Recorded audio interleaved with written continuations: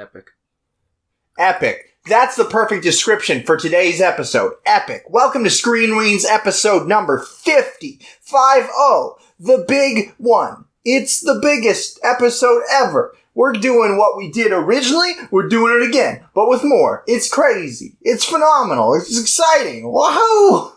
Yes. Yeah.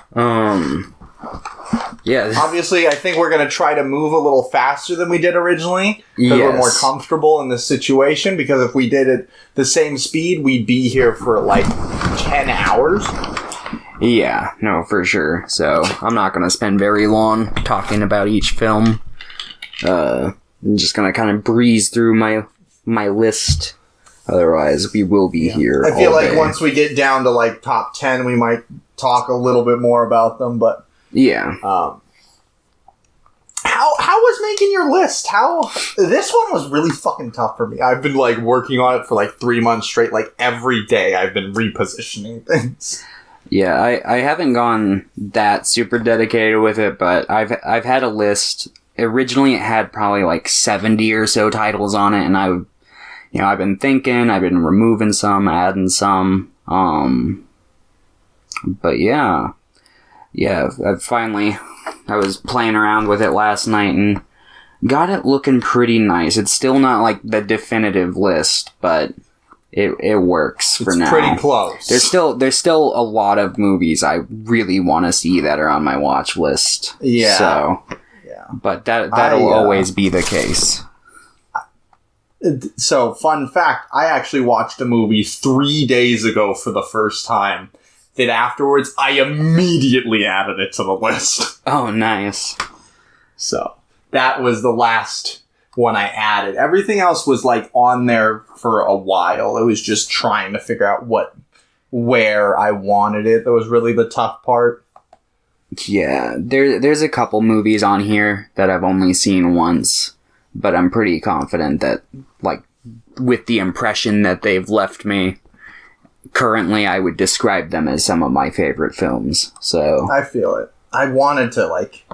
It's no surprise that Scenes from a Marriage is somewhere on here, and I wanted to rewatch it, but... Yeah. I just couldn't. I watched parts of it. I just, I watched specific scenes and stuff, but I don't want to watch the theatrical release. I just want to watch the 5-hour version, and I didn't have time, so I'm like, I'll just watch a couple things, because I've been continuing watching James Bond movies. Oh, nice. They're all bad. No. They're all... I really liked Goldfinger, and just everything else. I watched the one with George Lazenby yesterday, and that was my second favorite, but I still only gave it a 5 out of 10. Oof. Okay. Yeah, I might never bother with those movies then. I have a feeling that once I get to... I have a feeling I'll enjoy the Daniel Craig ones, at least for the most part. And I have a feeling they'll probably like GoldenEye and some of the Pierce Brosnan ones. But yeah, just once I'm done with all of them, I'll tell you what are the good ones. Okay. Well, cool. Yeah, so we don't have questions today, and I feel like we should probably just jump right in, This is going to be a long one. Lots of stuff to talk about. I feel it. Anything notable you want to say before we really do anything? Yeah, so the way that I organized my list, you can... so I put all the ones that were on the last video at the very tail end of this list.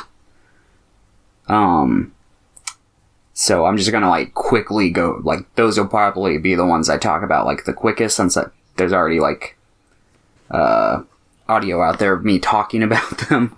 But, yeah. That okay, so we're just gonna... Are we gonna alternate like last time? 50-50, 49-49 kind of thing? Yeah.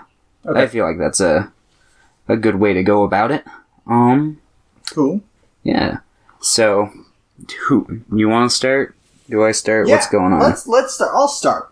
Okay, so number 50.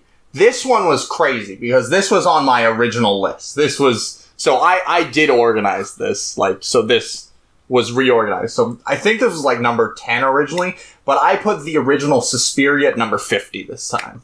Okay. I still really love it, but I just think it's not as strong as 49 other movies. But I fucking love the colors in that movie. And the love of my life, Jessica Harper's amazing in that movie. She is. And I still need to watch more Dario Argento, but the movies I have seen from him besides Mother of Tears have been pretty iconic. So I'm excited to dive deeper into him eventually. Yeah, I need to watch more Dario Argento too. Alright, I presume now it's my turn for my 50. Mm-hmm. The Thing by John Carpenter from 1982. Yeah, I love this movie. It's a great horror movie that instills a feeling of distrust between the very likable cast. It's got a wonderful soundtrack, wonderful special effects, and just a great setting for a horror movie. Very isolated and very scary concept. Love it. Alright. The Thing, I think, was just out of my list. I want to say it was number 51. Okay, number 49 for me. We watched it on the podcast in Director Deep Dive. It's by Steve McQueen. It's 12 Years a Slave. Oh, okay. I think that I really like it. I don't really have any problems with it. It's just I don't love it as much as some of these other movies. But man, the fucking central performance of this movie is so good. Yeah. Also, pretty much all the scary white people in this movie are very scary, like Michael Fassbender and Paul Dano. Yeah. I'm gonna chime in a little here, because this is on my list, but later, so I'm just gonna get my thoughts out of the way while we're talking about it. Yeah, no, I love this movie. It's my favorite Steve McQueen movie. It never fails to give me, an emotional experience when I watch it. It's got great cinematography, great direction, great performances, and great sound design. That's true. That movie sounds really, really good. I think there's a boat scene early on that I'm this sounds amazing. Yeah, the opening credits to the movie is him tuning his instrument, and it's just oh yes, it sounds so good. But yeah, I love that movie. My favorite Steve McQueen movie. I look forward to his mini-series that he's doing. Yeah. What's that called again? I don't recall off the top of my head. I think, yes, I think so. Steve McQueen Hatchet. Because I think I was is it based on the children's book? Yeah. Oh, I guess it's called Small Axe. That's a hatchet. Hatchet is a small axe. I wonder if he changed the name. But no, anyway. I feel it was Small Axe. Okay. My number 48 is Fright Night from 1985. We're on 49. Oops, jumped ahead a bit. Well, whatever. These two are kind of interchangeable anyway, so I'll just talk about Fright Night. Great movie, great cast. You said the original, right? Yes. Okay. It's basically Rear Window with vampires. One of the things I really appreciate about this movie is how it kind of stays true to the traditional vampire mythology. He can vampires can turn into wolves or gaseous clouds of smoke, and I like that. It's not something that you see carried over into modern vampire movies so often anymore. And yeah, just really like this movie. Would highly recommend it. Yeah, it didn't hit my top 50, but man, that movie is a ton of fun. Oh yeah, and it's so self-aware in its execution. It wants to be creepy but goofy, and I think it nails both those pretty well. And a lot of the practical effects are pretty fun in that as well. Oh yeah, I love a lot of the makeup on it too. I love the way that Evil Ed looks when he gets spoiler. He turns into a vampire, but yeah. So my number 48 is by a Korean director named Jang Hang-joon, I believe, or Jang Hong-joon. I really, really liked this movie. This was one of the first South Korean movies I really saw. I saw it on Netflix. It's called Forgotten. I need to finish that. I'm pretty sure you've watched half of it and then stopped. I'm what? I didn't watch half of it. I watched maybe the first 20 minutes or so. I definitely need to watch it. It's just one of those things that I keep forgetting to pick back up. I don't think it's necessarily for everyone, but I think that it plays with expectations really well, and I think the central performances are really, really good in it. And there's some really, really great shots in the movie that, you know, like, feel like genre tropes at first, but they're, like, executed so well that I'm like, I like this. This is good. Yeah, I've been meaning to watch, because the director of that movie was a writer, or was the writer for a movie called A Hard Day, which I've heard is really great as well. So I'm meaning to watch that. Oh, okay. Huh. Alright. My 48 is Gremlins from 1984. This is just a fun, iconic movie. Yeah, like, the concept of the Mogwai are, like, really fun. And, like, yeah, it's the whole, like, don't feed them after midnight or they'll turn into monsters. I'm sure you've heard of it. Great film. Highly recommend it. Christmas classic.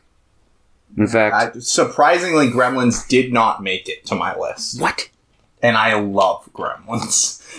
This list was so hard for me, because I feel like the top 15 actually wasn't too bad for me. But the top 50, I'm like, oh god, no. Yeah.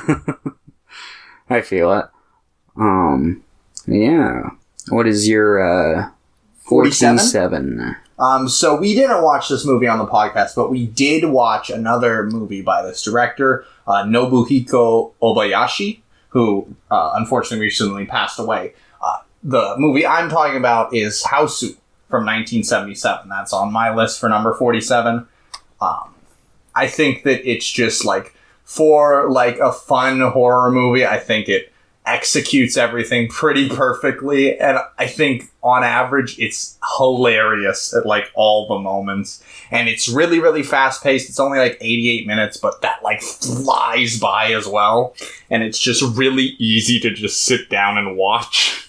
I still haven't seen it. I've been meaning to watch it again, because the first time I just loved it so much. And I really want to watch Nobuhiko Obayashi's other movies, but unfortunately a lot of them haven't really made their way over to America still. But a couple of them are on Criterion Channel, so hopefully I'll watch those soon. Okay. My 47 is Phantom of the Paradise, directed by Brian De Palma. Starring Paul Williams and William Finley, I think is his name, and Jessica Harper. Great movie. It's like a musical, kind of, it really reminds me a lot of Rocky Horror Picture Show. It came out after, like, the stage show, but, like, before the film Rocky Horror Picture Show came out, so it's, like, in this weird kind of in-between zone, but it's really got its own, like, set of themes and ideas going. It's about, this songwriter who's, like, written his magnum opus, and, basically, like, a record producer has, like, stolen his music and given it out, and he's, like, horribly deformed and haunts, this, like, nightclub where he's gonna be, like, premiering more of his music. And it's got, like, bits of, like, Phantom of the Opera, Faust, Picture of Dorian Gray. It's a great movie. Yeah, that is also on my list. Much later. Much later. Yeah, like I said, I put, like, my top 15 from last time at the tail end here, so. So my number 46, I don't remember if you watched this one with me. I don't think you did.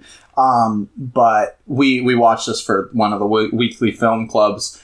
Big fan of this movie. It has Gong Yu in it and Ma Dong-seok.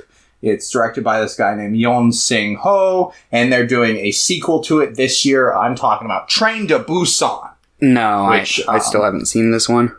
Which is one of, if not my favorite, zombie movie. I think I think that in some ways it's pretty heavily influenced by tropes, but I don't think that's necessarily a bad thing if you can execute it well, and I think Train to Busan executes it really, really well. And those two central performances by those two are fantastic. Plus, Ma Dong-seok's just, like, my favorite guy ever, besides, like, Song Kang-ho.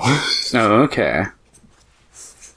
I have a lot of horror on the back half of my... I just realized, on the low half, I have a lot of horror movies. So do I. My number 46 is Barry Lyndon from 1975, directed by Stanley Kubrick. Great movie.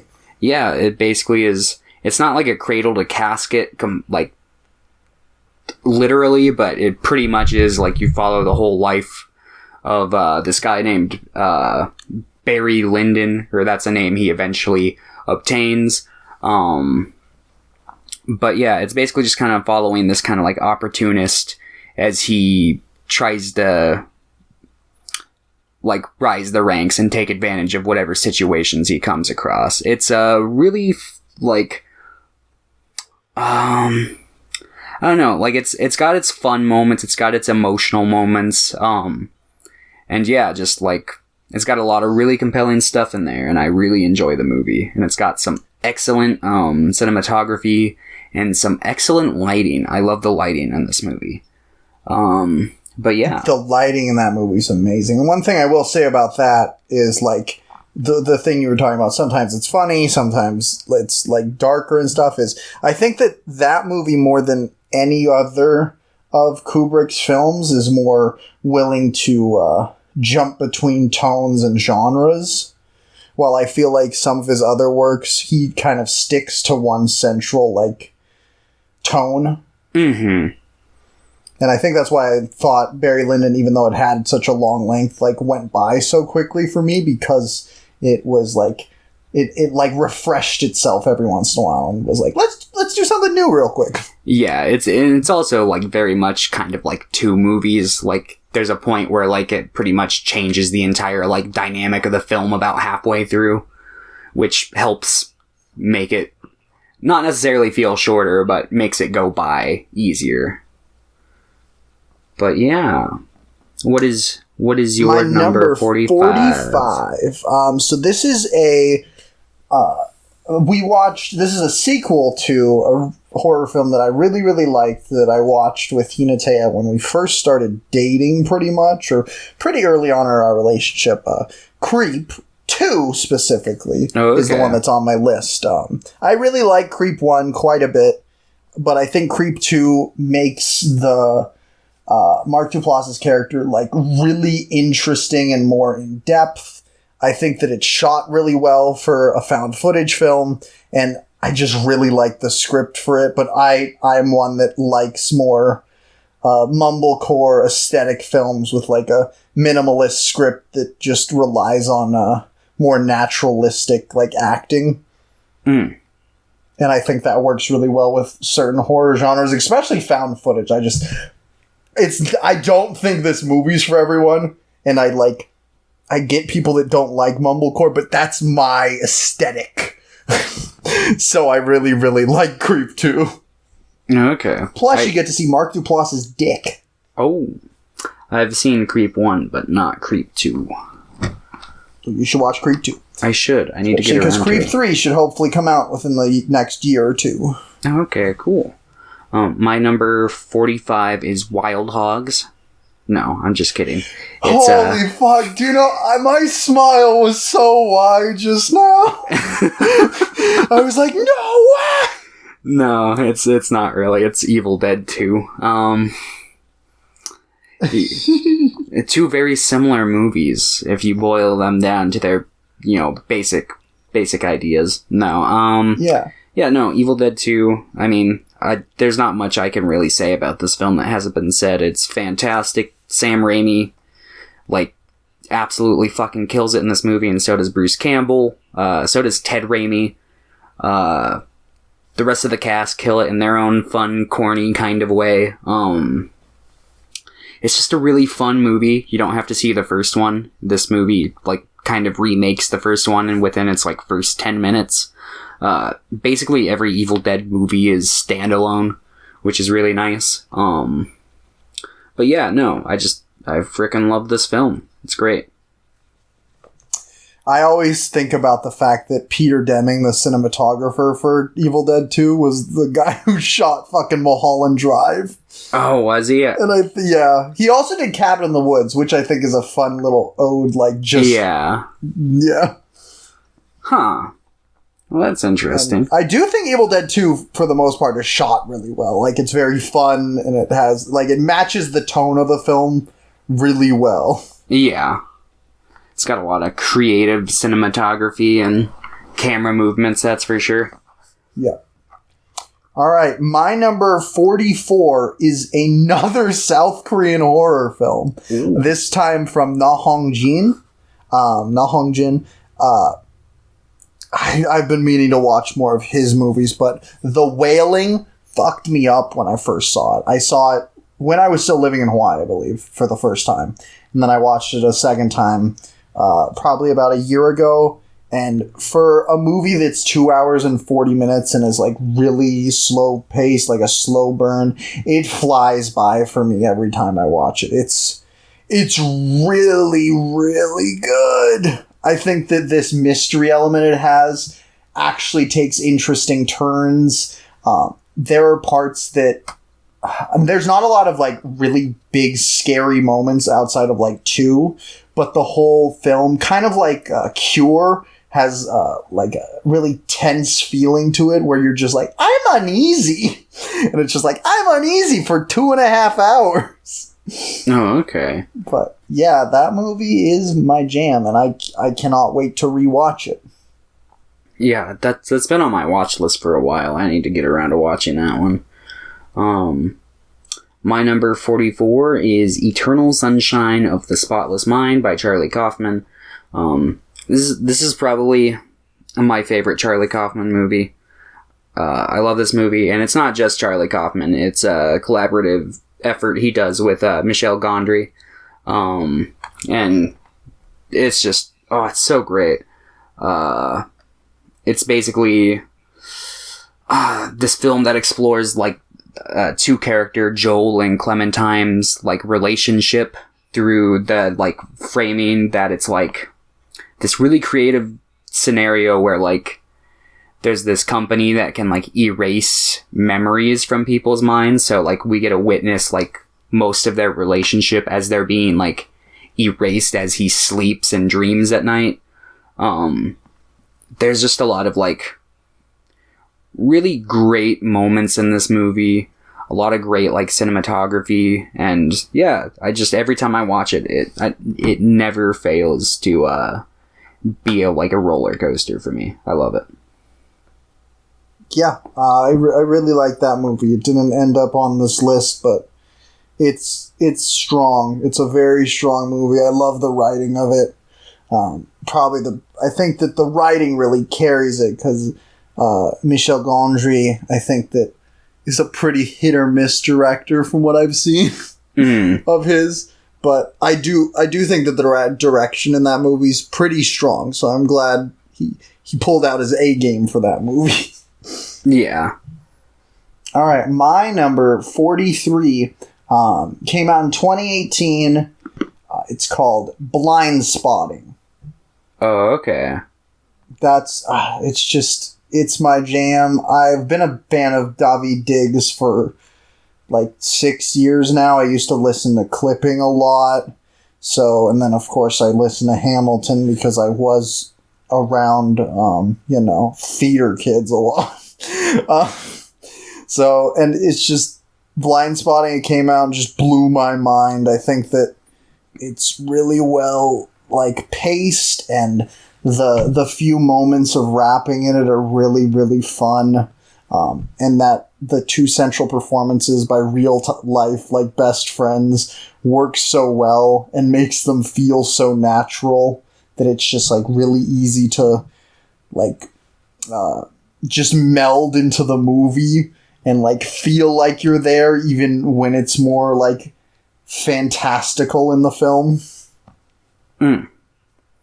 Yeah, and I'm excited to see what that guy does next, what the director does next. Apparently he made something this year that came out.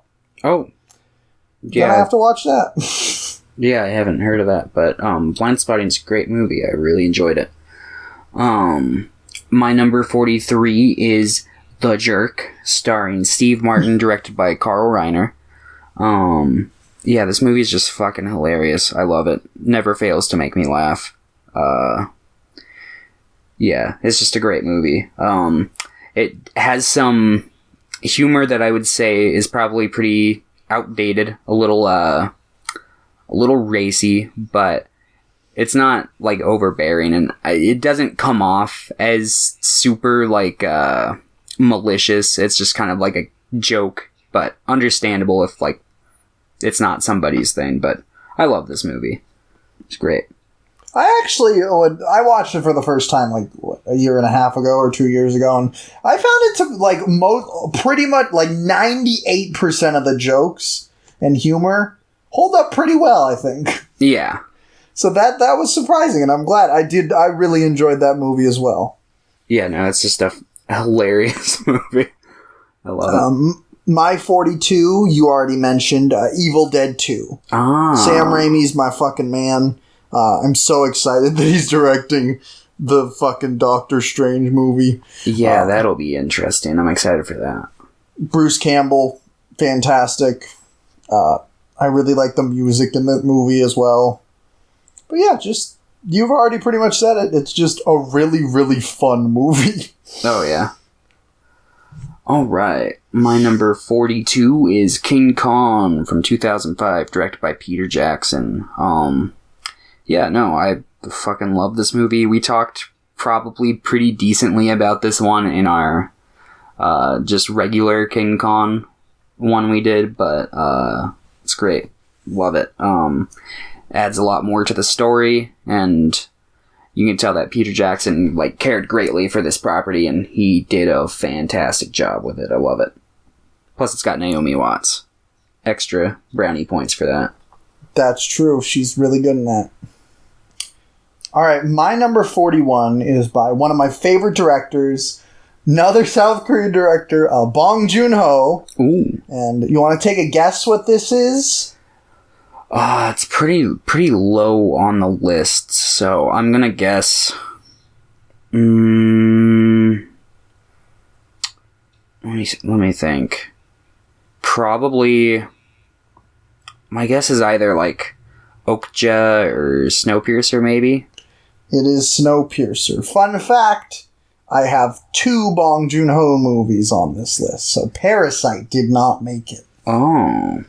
I like Snowpiercer a little more, I think. I love Parasite, but Snowpiercer, I think it may just be that I fucking love trains so much. And I just like the setting of Snowpiercer a lot, and like, I think that all the supporting cast of that, of course, Chris Evans is really good in that, and Song Kang-ho, amazing. Of course, he's Song Kang-ho. He does no wrong.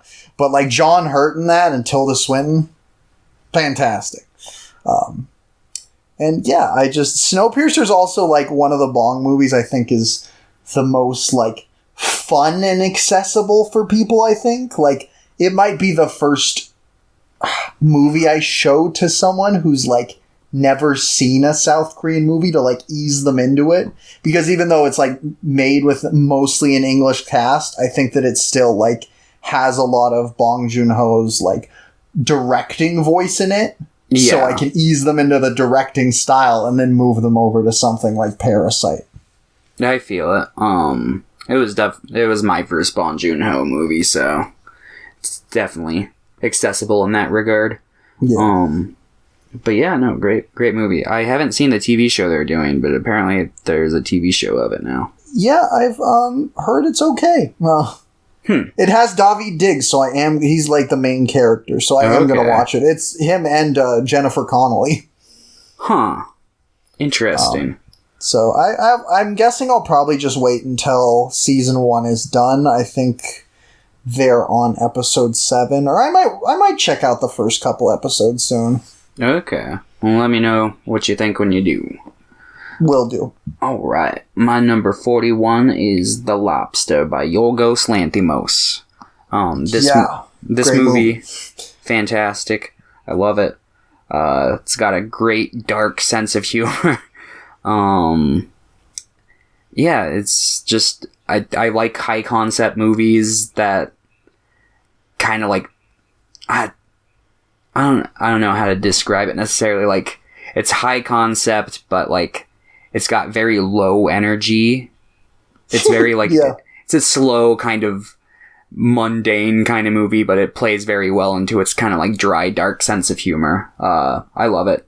I described the synopsis on the last time, but let me describe it real quick. Basically, it's about like a resort where people have to go who are single and mingle. And if they don't find a mate within like 6 weeks, they're turned into an animal of their choice. So yeah, great movie. Love it.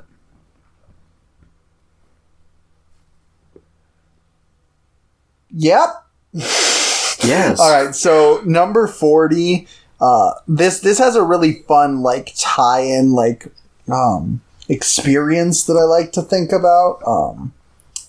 I saw this in like a really cool theater up in I think Tacoma the first time, and then we watched it in one of our weekly film clubs. I'm talking about Gaspar Noé's Climax. It was like a fun experience, but it's definitely not a fun experience watching that movie because it like fucks me up every time because of like my history, but it's really well executed and I really, really like long takes. So of course I'm going to like Climax because there's like a 42-minute long take. Yeah. And I was just like, hee hee!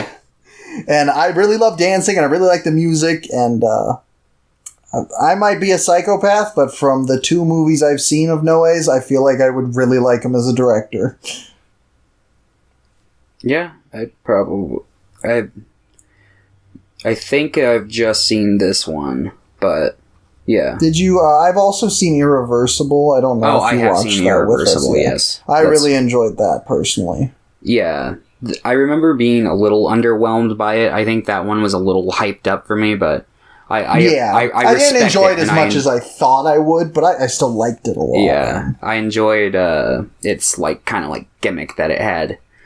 But yeah, anyway, my number 40 is the end of Evangelion. I'm not even gonna begin to try and explain this movie. Just watch the series, and if you can get into it, eventually watch this movie.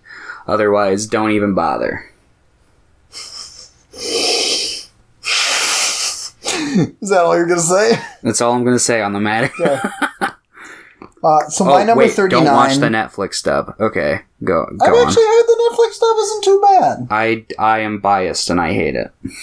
Okay. My number 39 is written by Charlie Kaufman, directed by Spike Jonze. Okay. Adaptation starring Nick Cage.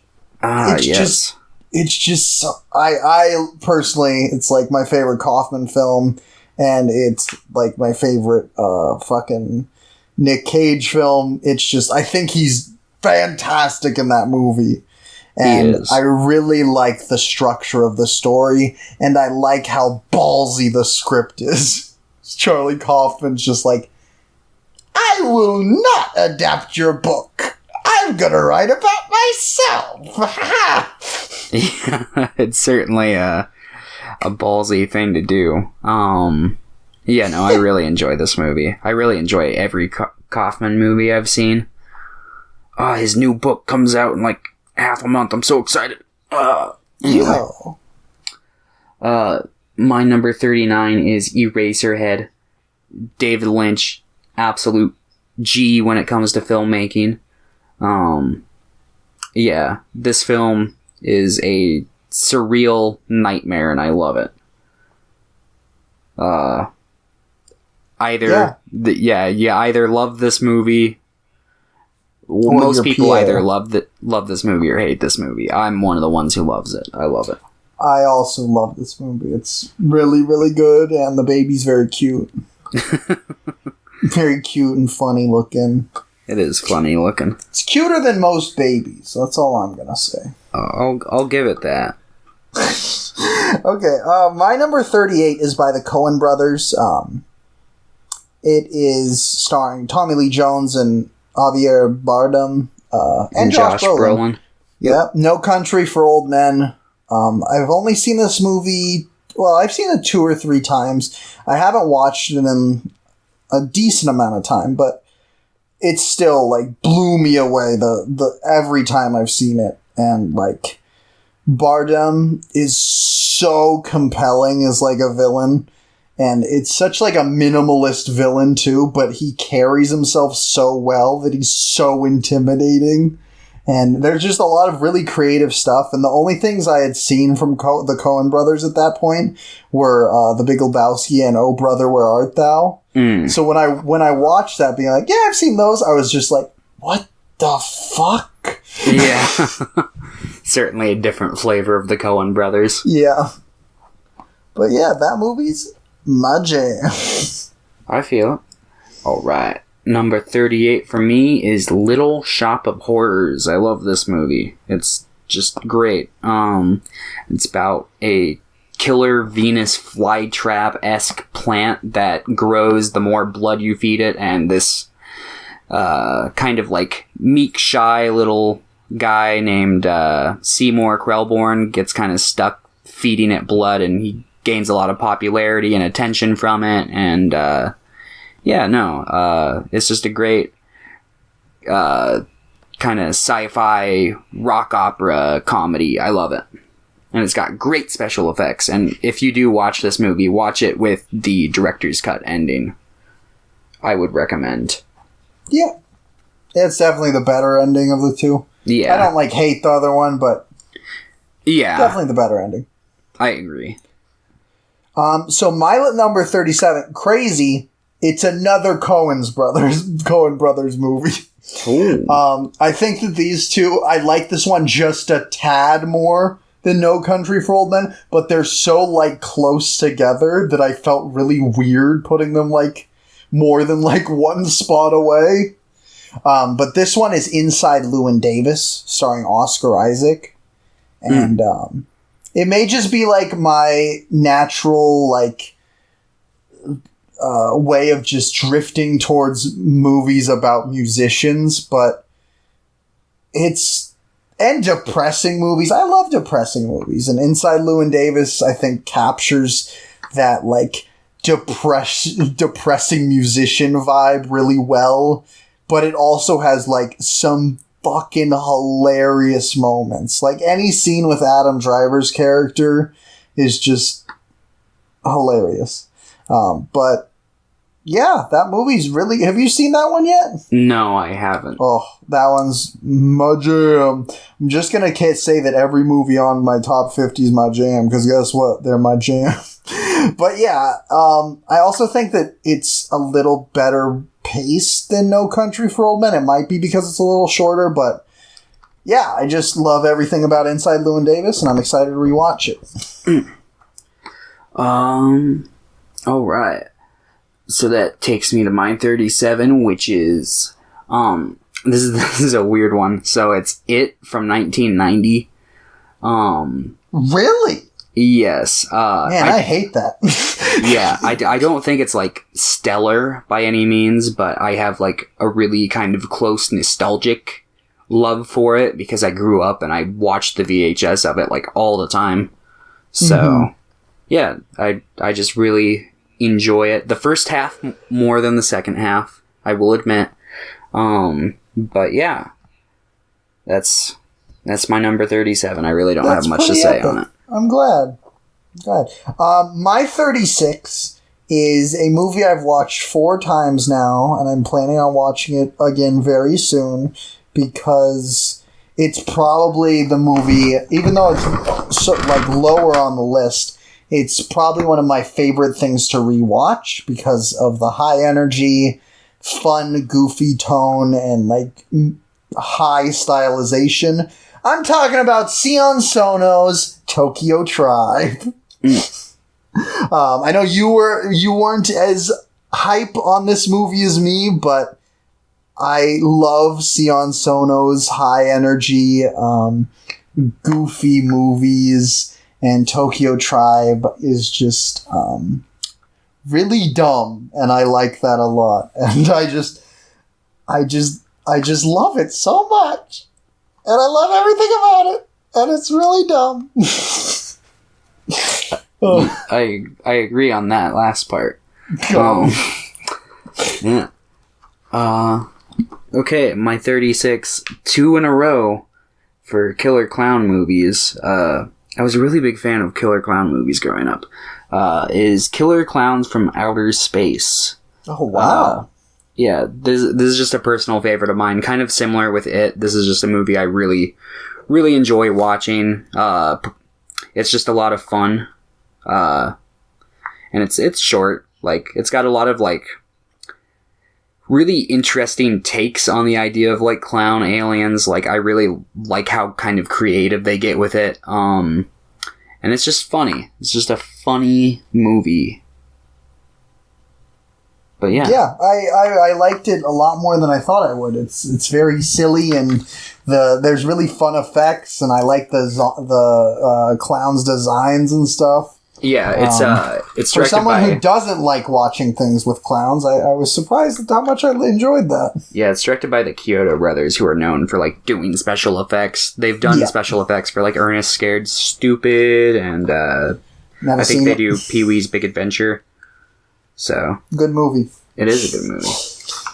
So my 35 is by a director named Gareth Evans, starring one of my favorite action stars of, like, the last, like, decade and a half, and that's Iko Uwais. This movie is The Raid, or I believe it's titled The Raid Redemption in its American release. But yeah, I'm not a huge fan on just, like, straight action movies, but I think that, like, some of my favorite action scenes from anything are in this movie. I really like the setting of just, like, a single building, and there's some really fun shots, and I think the editing is really strong. I have a really strong disdain for a lot of editing habits that I find in modern, like, action films, and I feel like in The Raid there's really good editing. I feel it. My number 35 is Trick or Treat. I really like this movie. It was, like, Halloween tradition for a long time where I would, like, watch it every year. Yeah, it's just like an anthology film, kind of, like, rooted in the origins of Halloween. And yeah, it's just got, like, not all of them are, like, great. Like, there's a couple that I think are weaker than others, but I mostly really like Sam, who is, like, kind of the mascot character for the film.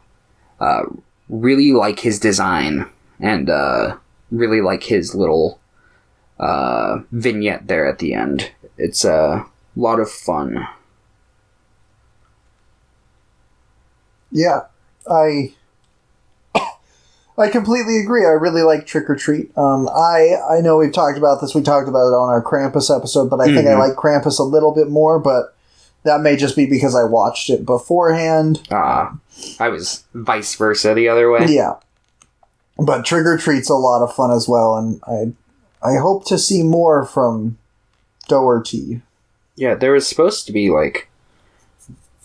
There's been a sequel that's been in, like, development hell for like years. 10 years or whatever, yeah. So hopefully that eventually comes out. I hope so. My number 34 is a weird avant-garde film by Patrick Bokanowski from 1982. It's called Lounge. I know I've talked about it on the podcast and to you multiple times. I think that it just has a really great eerie feeling surrounding everything, and there's just... I just love that feeling when watching something that, like, just being lost in the imagery in front of me, even though it isn't telling, like, a complete story, like putting those pieces together in my own head. Don't tell Pierre that because he hates that, but I love that, and I think Lounge does that really, really well. Okay. Let's see. My number 34 is Butch Cassidy and the Sundance Kid. Ooh, I need to see that movie still. I'm a really big fan of this movie. It's kind of like an anti-Western. Like, it is a Western, but it really kind of feels a lot more like modern.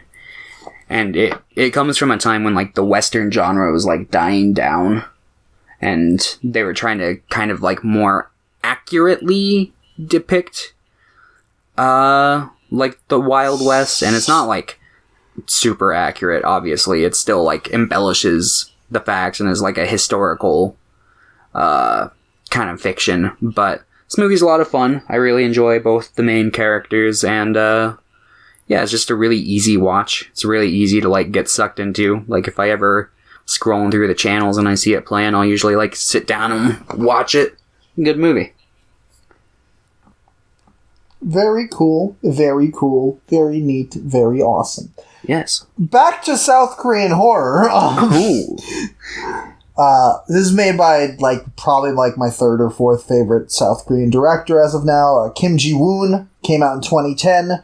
This is I Saw the Devil with Lee Byung-hun and Choi Min-sik. It's just it's this weird horror revenge thriller that also has really, really great cat and mouse dynamics, and it's just so good. I love really brutal horror movies if they're well executed and not just doing it just for the sake of being edgy. And I feel like I Saw the Devil walks that line really, really well. And yeah, I love the ending of this movie. There's so many parts of it that are just so much fun, and I'm really excited to see what Kim Ji-woon does next. I want him to do more. I need to see fucking A Tale of Two Sisters, because I know that it has more of the same similar vibe to it. And even though I like Kim Ji-woon's other films, I feel like none of them have really captured that same vibe as well. Yeah. He also did The Good, the Bad, the Weird, though, which is also amazing. Because that is a good movie. I really enjoy that one. Okay. My number 33 is Return of the Living Dead from 1985. I love this movie. It's just it's probably one of the more unique zombie movies I've ever seen. It really kind of flipped the genre on its head, and it's still referenced a lot in pop culture today, because the whole zombies eat brains stems from this movie. Even though every other zombie film has them as flesh eaters. But yeah, no, it's a lot of fun. I really like how this film kind of walks the line of horror and comedy, because in some aspects it's really funny, just seeing how things escalate throughout the film, but it's also really scary. This movie scared the shit out of me when I was a kid. But yeah, no, I fucking love this movie. One of my faves, for sure. You and your zombies. I was a huge zombie nerd growing up. What can I say? I was too. I just feel like I was mostly playing zombie video games while you were I'm gonna watch these movies. You probably had a much better time, because I'm sure the zombie video game ratio was probably a lot more positive than the zombie film really ratio. Bad zombie video games. Fair, but there's a lot of really bad zombie movies too. We just covered this last month on the podcast. This is, of course, There Will Be Blood by Paul Thomas Anderson. Yes, that is my number 32. It's just so good. Paul Dano, he's so good in that. Daniel Day-Lewis, so good in that. But man, the fucking score by, the man, the myth, the legend, Johnny Greenwood. Mm-hmm. That's what really solidifies that movie. Is so good for me. Paul Thomas Anderson is amazing as well, and his writing, the writing's fantastic, but fuck, that soundtrack elevates the film for me pretty highly. Yeah, no, it's a phenomenal film. Love it. Alright, another zombie movie. Day of the Dead. Zack Snyder? What? No. Wait, that's Dawn of the Dead. Yes. And also, no. The original, the George A. Romero classic. It's a good one. Yeah, it really put any of the, like, classic 3 Living Dead movies, like whether it's Night of the Living Dead, Dawn of the Dead, or this one here, but this is probably my favorite out of the 3. Yeah, I just really like the setting of this movie, the character dynamics, and I really like the ideas that it goes for. And it introduced new concepts to the zombie genre. Like, I'm pretty sure this is the first film that had, like, amputation as, like, a way to kind of, like, try and quickly counteract being bit by a zombie if it's somewhere, like, on the arm or something. Yeah, so, yeah, this film's fucking great. I love it. And it's got an awesome soundtrack. I love the soundtrack of this movie. I remember really liking the tunes in this movie. The soundtrack for, all of the Living Dead movies is pretty good, honestly. Yeah. I'm just gonna eventually just go through them all. Yeah. I would recommend stopping at Land, but I know that you're gonna watch Diary and Survival. Of course, Diary of a Wimpy Kid, Zombie Days. Fun fact that you mentioned that, not Diary of the Dead, but Survival of the Dead, the sequel to that, has the actor who plays Roderick in it. # by Roderick. Yeah! My number 31 was my favorite film at one point. It's a really important film to me. It's by a guy named John Carney, who I've seen 3 of his films. He's only made, like, 5, I think. They're all musical based. Once was almost on here, but I had to give it to Sing Street. It's just, it's just really, really nice to be able to just sit down and watch a movie that makes me happy. And not a lot of movies, like, make me really happy besides Sing Street. And I love the tunes in it, and Fergia Walsh-Pilo is just... He's pretty iconic in the role. And Lucy Boynton's just so good. I'm glad that she's getting better roles, because there was a couple of years around Sing Street where she was getting, like, shit roles, so... I still haven't seen Sing Street. I need to. I listen to the soundtrack, like, every other day. Huh. Well, I'm glad it makes you so happy. Yeah. There are, like, 4 movies that make me happy on this list. Okay, go ahead. Well, this next film makes me really happy, and that film is Sam Raimi's Serbian Spider-Man film. 2. Oh. Spider-Man 2! I fucking love this movie. I'm just a huge Spider-Man fan in general, and this is... I had a hard time. I decided I was only going to put one Spider-Man film on here. Spider-Verse came pretty close. I was like, But this just has the longer-term commitment to my heart, because I saw it in theaters when I was a little kid, and I fucking love this movie.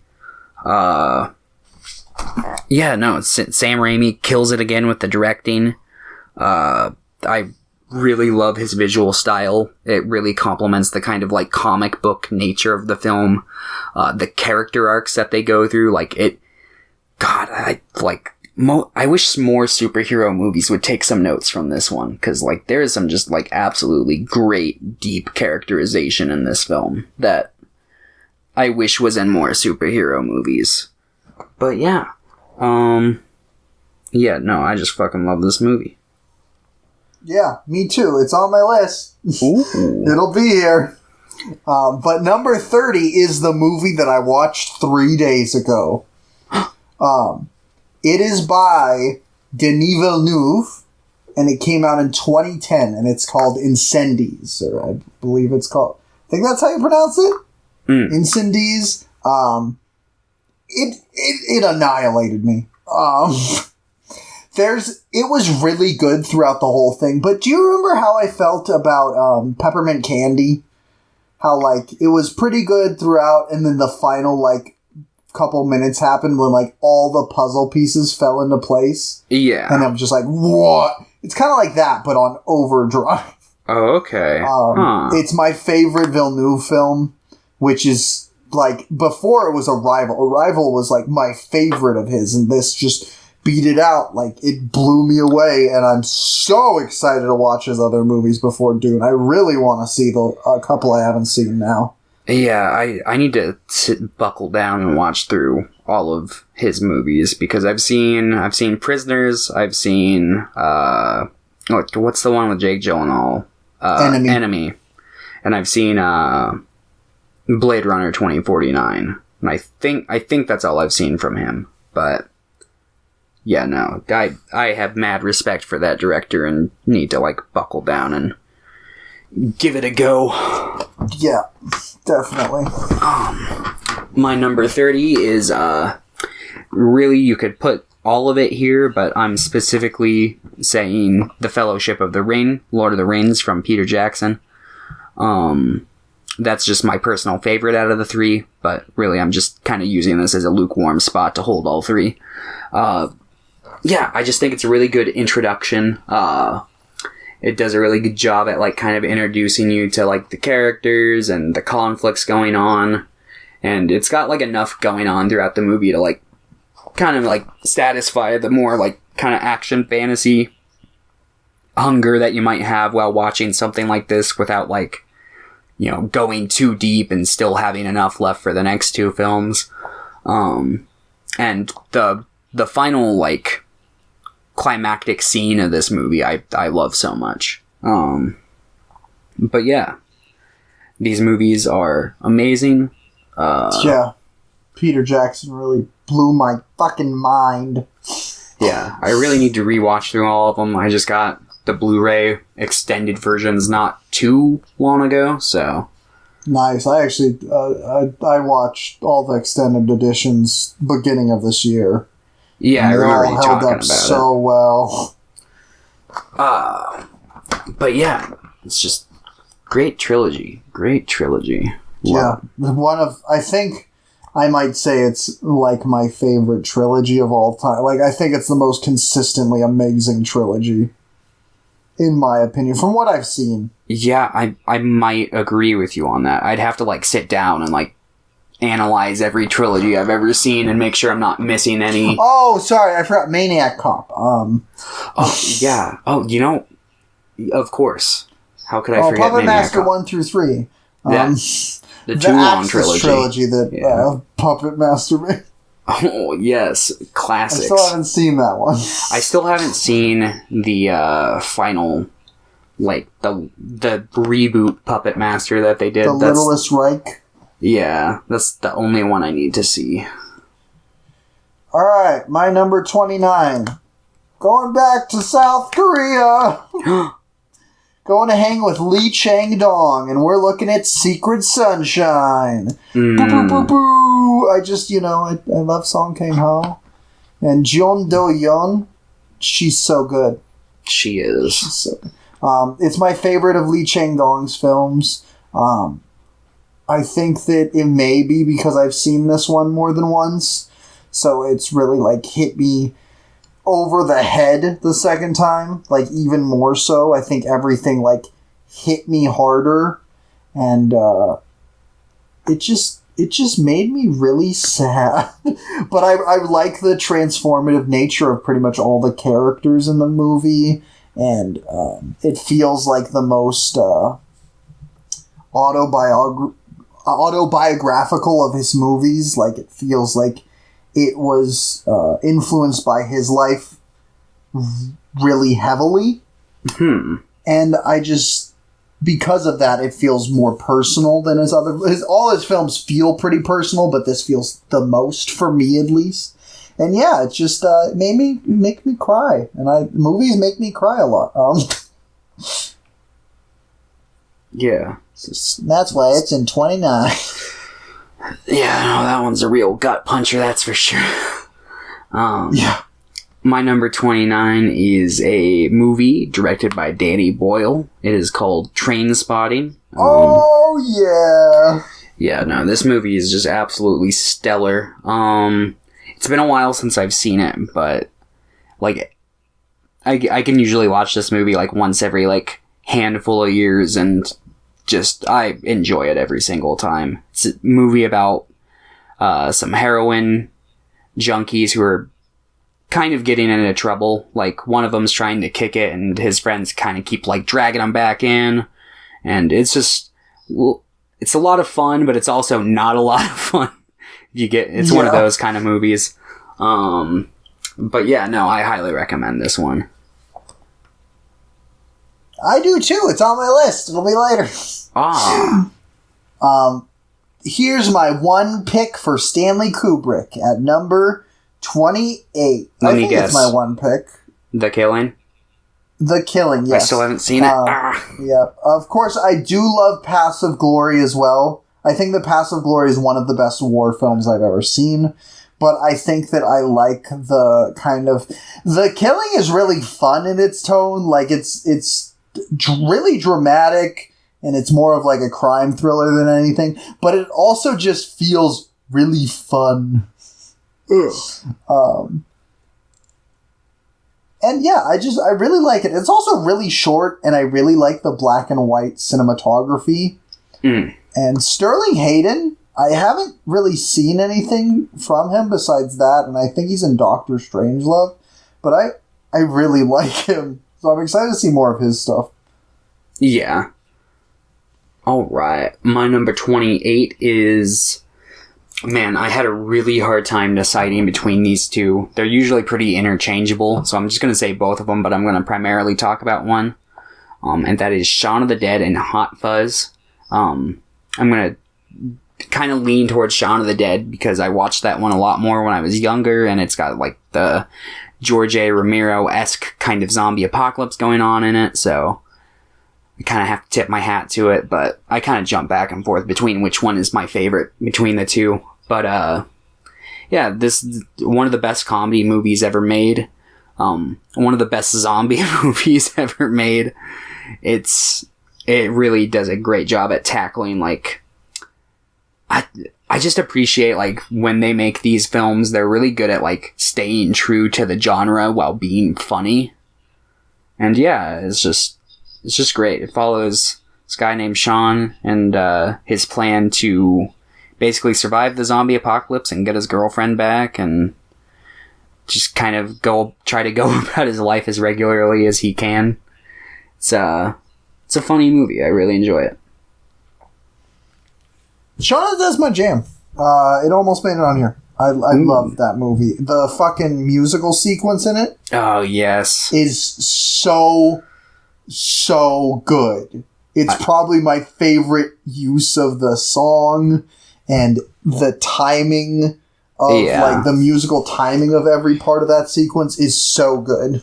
Oh, man, it sucks that I am blacklisting Baby Driver, because it's like, you can tell that Edgar Wright was, like, building up to that film for such a long time. Maybe. Well, what we should do is we should buy a green screen, and we can insert me and you into the movie instead. Ah, there we go. Perfect. Genius. All right, number 27. Here's another movie that made me cry a lot. It's from South Korea by Hwang Dong-hyuk. It's called Silenced from 2011. It's based on a true story about a guy that goes to work at a school for the deaf in a small town, and he finds out that a bunch of the teachers are abusing the children, and he tries to put a stop to it. It's really, really fucking intense, and it's really sad, but it also has Gong Yoo in it, and he's amazing. He's one of my favorite South Korean actors. He's also really hot. And the movie has real world, like, applications. The outcry after the movie was so large, after the movie and the book it was based off, was so large that they, like, reopened the cases and stuff. So, okay. It's pretty awesome in that sense. Not the things that happen in the movie, but yeah, it's really good. some people might think of it as like overly like sentimental or like melodramatic, but I think that's just like the style of some like South Korean directors, so I'm fine with that. But yeah, it was really sad. I've seen it a couple times now, and each time it annihilates me. Okay. Huh. Alright. My number 27 is Candyman from 1992, starring Tony Todd, and based off of a Clive Barker story, although the film is pretty different to my understanding, so I haven't read the Clive Barker story. But yeah, I didn't know that part, actually. Yeah. But yeah, it's a modern day kind of like gothic horror story that takes place in Chicago. It's oozing with like social commentary on like the white savior complex, and Tony Todd is a fucking deity in this movie. I love his presence. And he got stung by 23 bees to make this masterpiece. This is just an excellent movie. What was it? They gave him like $1,000 every time he got stung by a bee or something like that? Yeah, they gave him like some sort of bonus, and it's like, good deal. I'll get stung by bees for $1,000 each time. Yeah, no kidding. But yeah, no, this is a great movie. I would love to do like a full episode dedicated to it at some point. Probably when the new one comes out, and we can do like a comparison or something. Because I'm super excited for that when that gets released. But yeah, that's my 27. That's your 27? That means it's time for my number 26. And this is by F.W. Murnau. It's, I think, the only silent film I have on here. I'm talking about Taboo. Hell yeah. 1931. I really, really like this movie. There's some really fun parts, like the goofy-looking shark they have. But overall, I think it's really respectful of like the cultures it has. Matahi, who plays the main boy in it, I think is really good. And there's some also really good shots like on water, which is super surprising because it was made in 1931 and shooting on water is fucking hard to do. Yeah. But yeah, it's my favorite silent film. I really want to see more of Murnau's work because the ones I have seen, which is Taboo and Sunrise, have both been really great. Yeah. I need to see fucking Nosferatu and Faust, though. Yeah, I have Faust and Taboo on Blu-ray. I've seen Nosferatu and Sunrise. I remember not being super crazy on Sunrise. Like, I thought it was alright, but Taboo is probably tied for my favorite. I really like both it and Nosferatu, but they're both like very different movies, so it's like hard to like kind of like weigh which one I like more. But yeah. My number 26 is The Royal Tenenbaums, directed by Wes Anderson. Yeah, I just really like this movie. It's before like he kind of like fully developed his style, so it's still got like this level of I don't want to say like standardness, because it's not really, but it's not quite as like stylistic as some of his later films are. And it's got, so like it like keeps the same vibe without being as visually like, yeah, it's not like super symmetrical or anything like that. Yeah. But I love the soundtrack for this movie. The cast of characters is great. It's hilarious and emotional. And yeah, the basic premise for anyone who's curious is basically like this kind of rich dysfunctional family, and the dad of it, who's kind of hated by everyone, pretends to be dying so he can kind of get closer to his family. And yeah, it's a good movie. It's got like both the Wilson brothers in it. It's got Ben Stiller. It's got Bill Murray. Aren't there 3 Wilson brothers? There might be, but you know which 2 I'm talking about. the Owen and Luke. Yes. But yeah, no, it's a great movie. I love it. favorite Wes Yeah, Anderson. that's one of the Anderson films I still haven't seen. I think I watched like 10 minutes of it when I was living like with my brother, but then I just had to do something and never came back to it. But I still want to finish it. Oh yeah, it's great. And I will do that eventually, probably after I watch every Charles Band movie. Speaking of Charles Band, no, I'm just kidding. Number 25 is from Agnes Varda, the greatest woman ever to be born. No, I'm just kidding. Agnes Varda, Vagabond. Vagabond blew me away when we watched it. And I haven't seen it again since then, just because I watched so many things, but I have watched clips of it. I watched a bunch of video essays on it. It's a movie that fascinates me. And its pacing is really, like, solid. It's all, like, really slow, but I think because it's so even, it keeps it really interesting, and the visual storytelling is fucking firing at all cylinders in, like, every single scene. So I feel like every scene I want it to go as slow as possible so I can pick up on everything in the shots. Yeah. And fucking Sandrine Bonnaire, genius in the performance. She was like 18, and she's like, well, that's just better than most performances I've ever seen. Yeah. And yeah, Vagabond, I want to watch it again, like, right now, but we're recording something, so.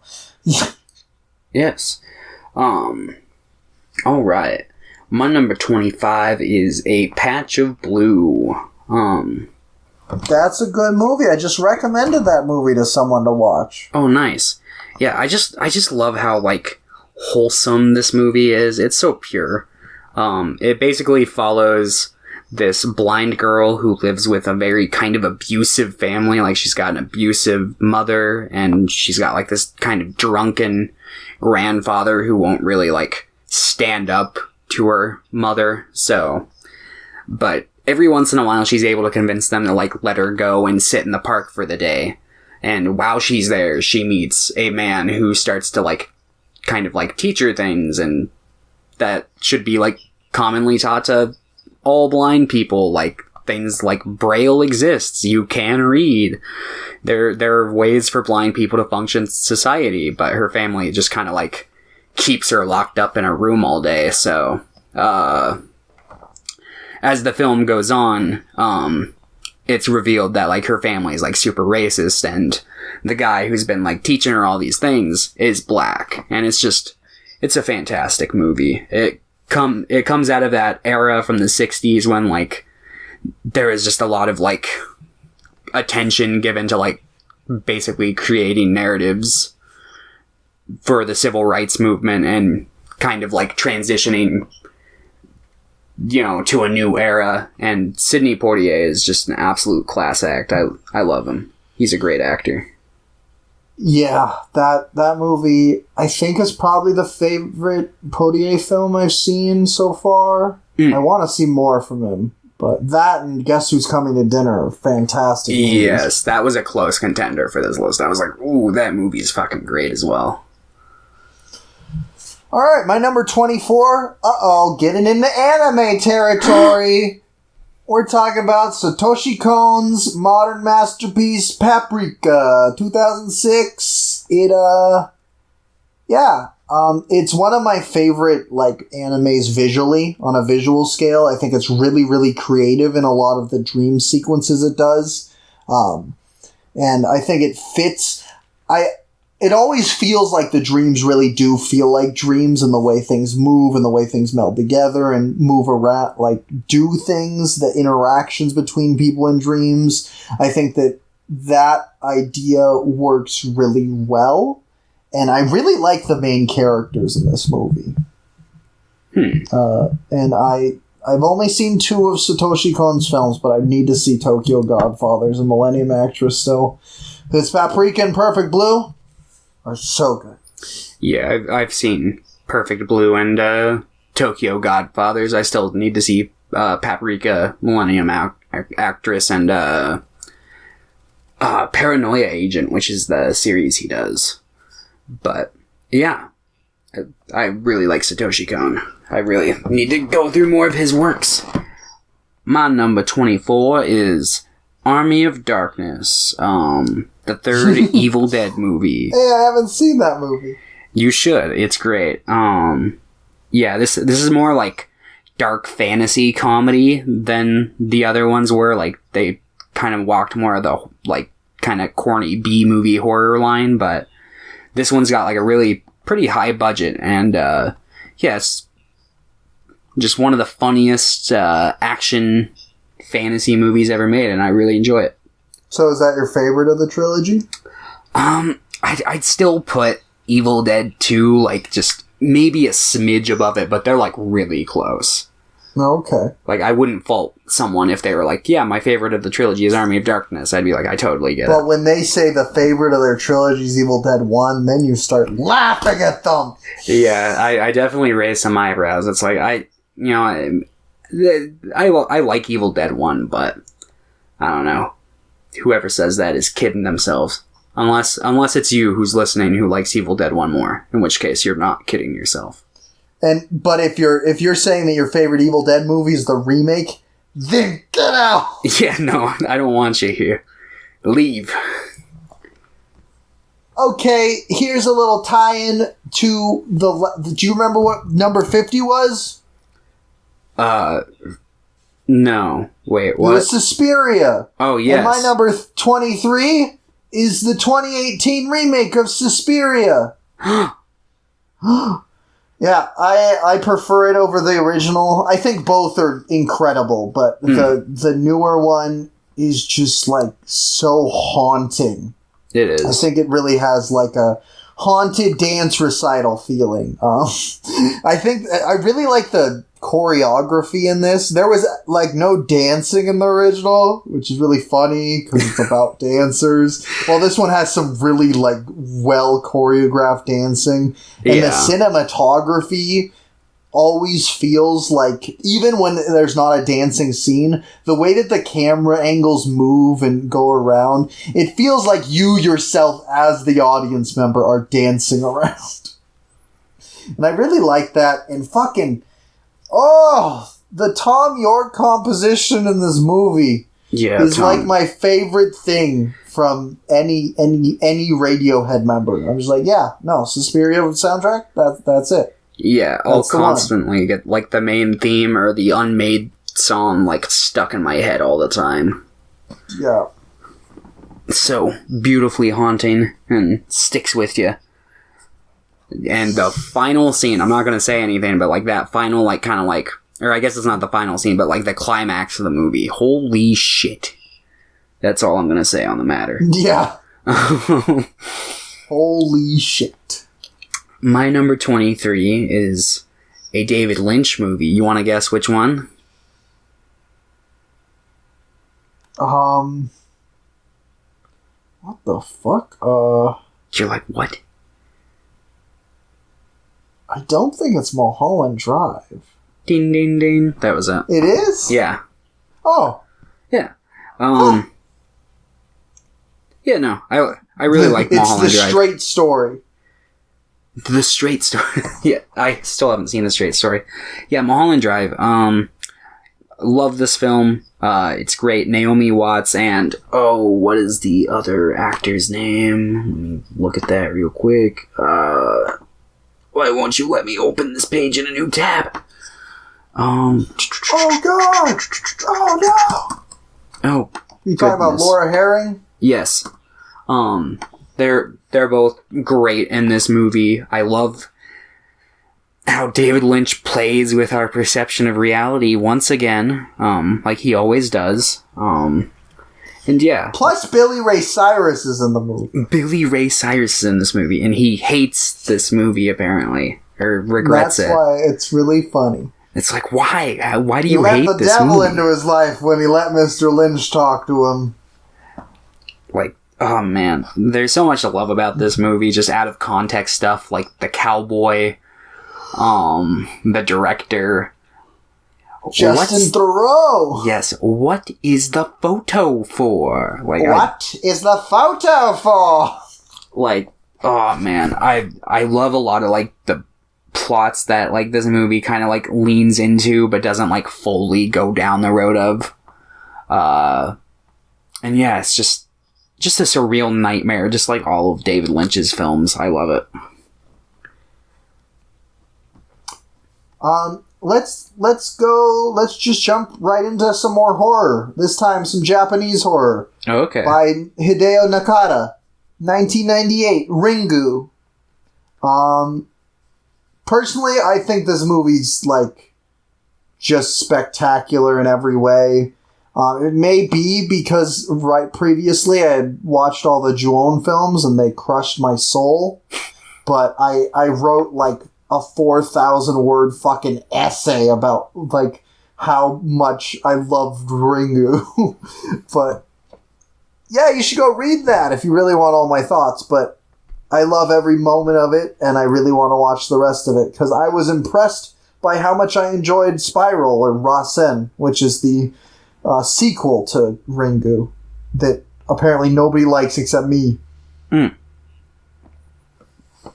Like, nobody. Like, it has a 2.6, and I'm like, no, this is an 8 out of 10.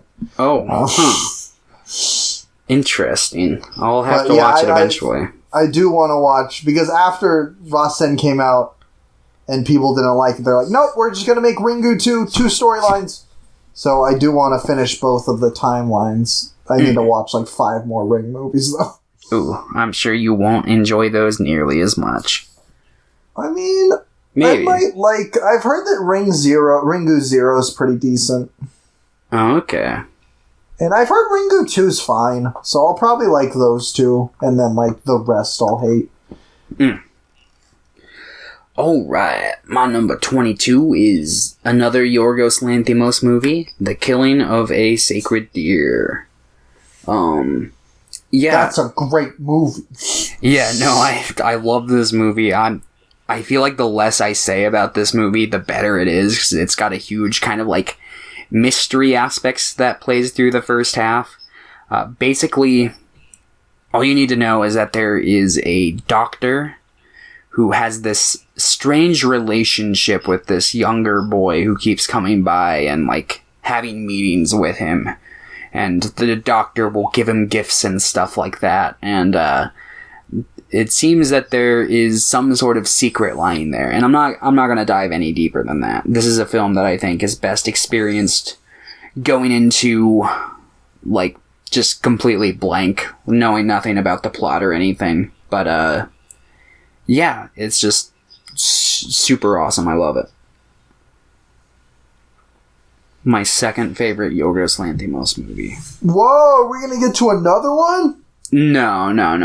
The Lobster is my first, but like I said, this list is formatted kind of weird. No. Yeah. So my number 21, The Empire Strikes Back. By Irvin Kershner. My second favorite Star Wars film. I think that it's pretty much flawless. I really love the darker tone of it, the more hopeless ideas that happen in it, to eventually be like, no, there's always hope at the end. I think that even if you, like, everyone knows the twist in the movie, but I think that the execution of that scene is brilliant, and, like, it doesn't, obviously, the twist now is only a twist for the character, but that doesn't make it any less good. I think it's really well executed, and I think the performance of Mark Hamill is thousands of times better than his performance in A New Hope. Yeah. And, yeah. And, like, it's my favorite of the original trilogy, and my second favorite overall, and I love it so much, and it's sexy. It's a sexy movie. I agree. That's my personal favorite Star Wars film. It's most people's, and I don't fault them for that. I'm just one of those psychopaths, you know. Yeah. My number 21, another Charlie Kaufman movie. Being John Malkovich. I really enjoy this movie. It's just an absolute classic. It asks the age-old question, What if you were digging around your office and you found a portal into actor John Malkovich's head? And what would you do with that? And yeah, it's just a super interesting concept for a movie. It's extremely well written because it's written by Charlie Kaufman, a master of writing. And yeah, I highly recommend it to anyone who hasn't seen it. And if you're thinking, I don't know who John Malkovich is, don't worry. You don't have to necessarily. The film will not be any less enjoyable. Yeah, one of my first introductions to John Malkovich was that movie. Yeah, I had seen him in other stuff, but this is the first film where that I was like, okay, that's John Malkovich. Yeah, I had seen him things just because he's but I was just always like, hey, it's the bald guy. Yeah, hey, it's one of the guys from the Red movies. Oh. Whoa. Yeah. Okay, my number 20 is SLC Punk by James Morandino.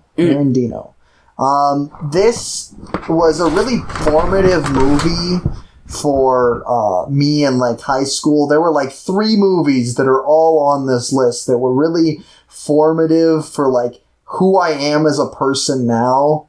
And I really like this movie. I think that unfortunately Morandino, from what I know, is a pretty bad director, but I think that SLC Punk's really fun. It has really good writing, and Matthew Lillard's amazing in this movie.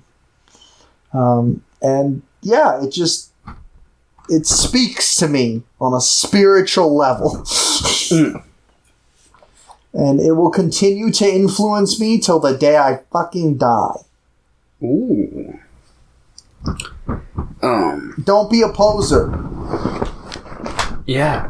I still haven't seen it, so... Well, go watch it. I should. It's been on my watch list for an extremely long time.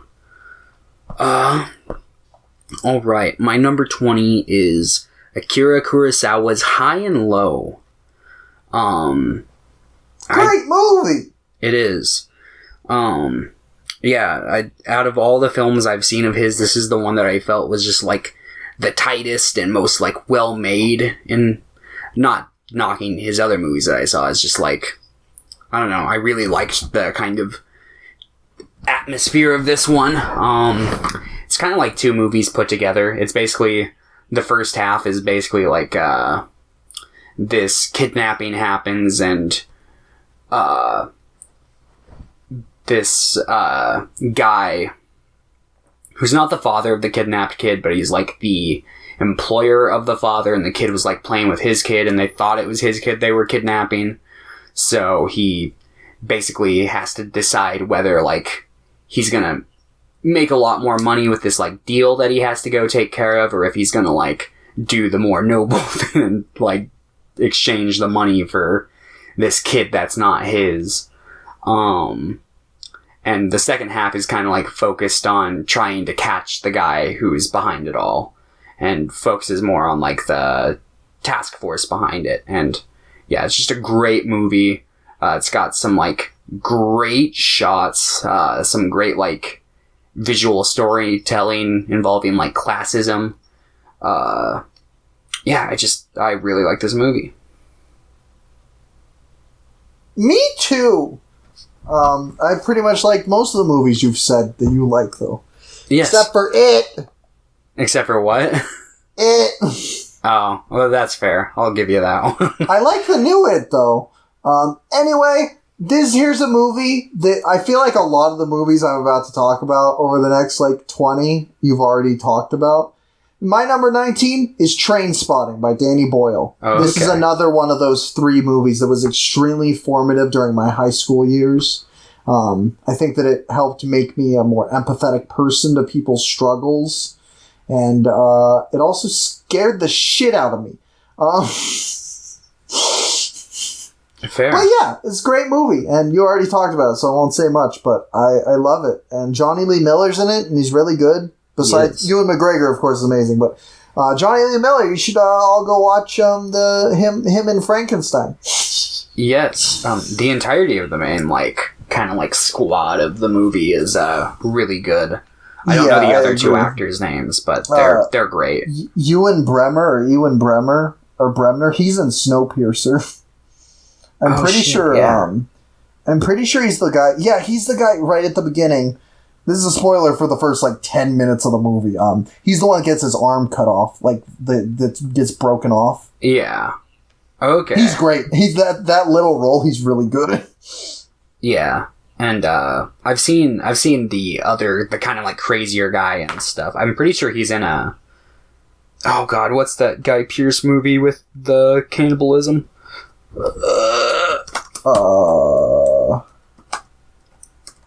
Cannibal movie. Cannibal movie. Ravenous. I think he's in Ravenous. Yeah, he is. Yeah. I've heard Ravenous is good. Have you seen that one? Yes, I have. I Is really good? enjoy it. I don't know if its take on Native American culture stands up very well today, but it's a fun movie. I enjoy watching it. But yeah.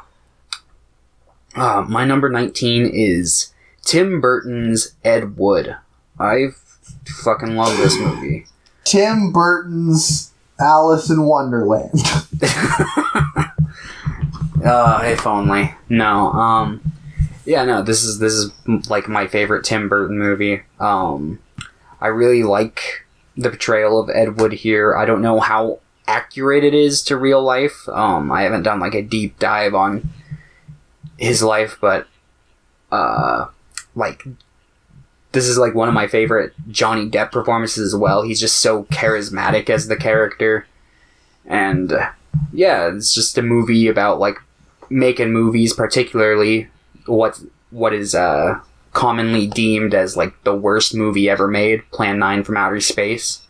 It kind of follows him as he kind of makes his lead up to that movie, and it doesn't really focus much on after, aside from a little epilogue. But yeah, no, I would recommend this movie to anyone who hasn't seen it. It's got a great cast, beyond Johnny Depp, Bill Murray's in it. Who are some of the other cast members? I know it's got a stacked cast. Sarah Jessica Parker's in it. What's the name? Yeah, I haven't seen Ed Wood since I was 17, I think. So I need to rewatch it, but I remember thinking it was tremendously fun.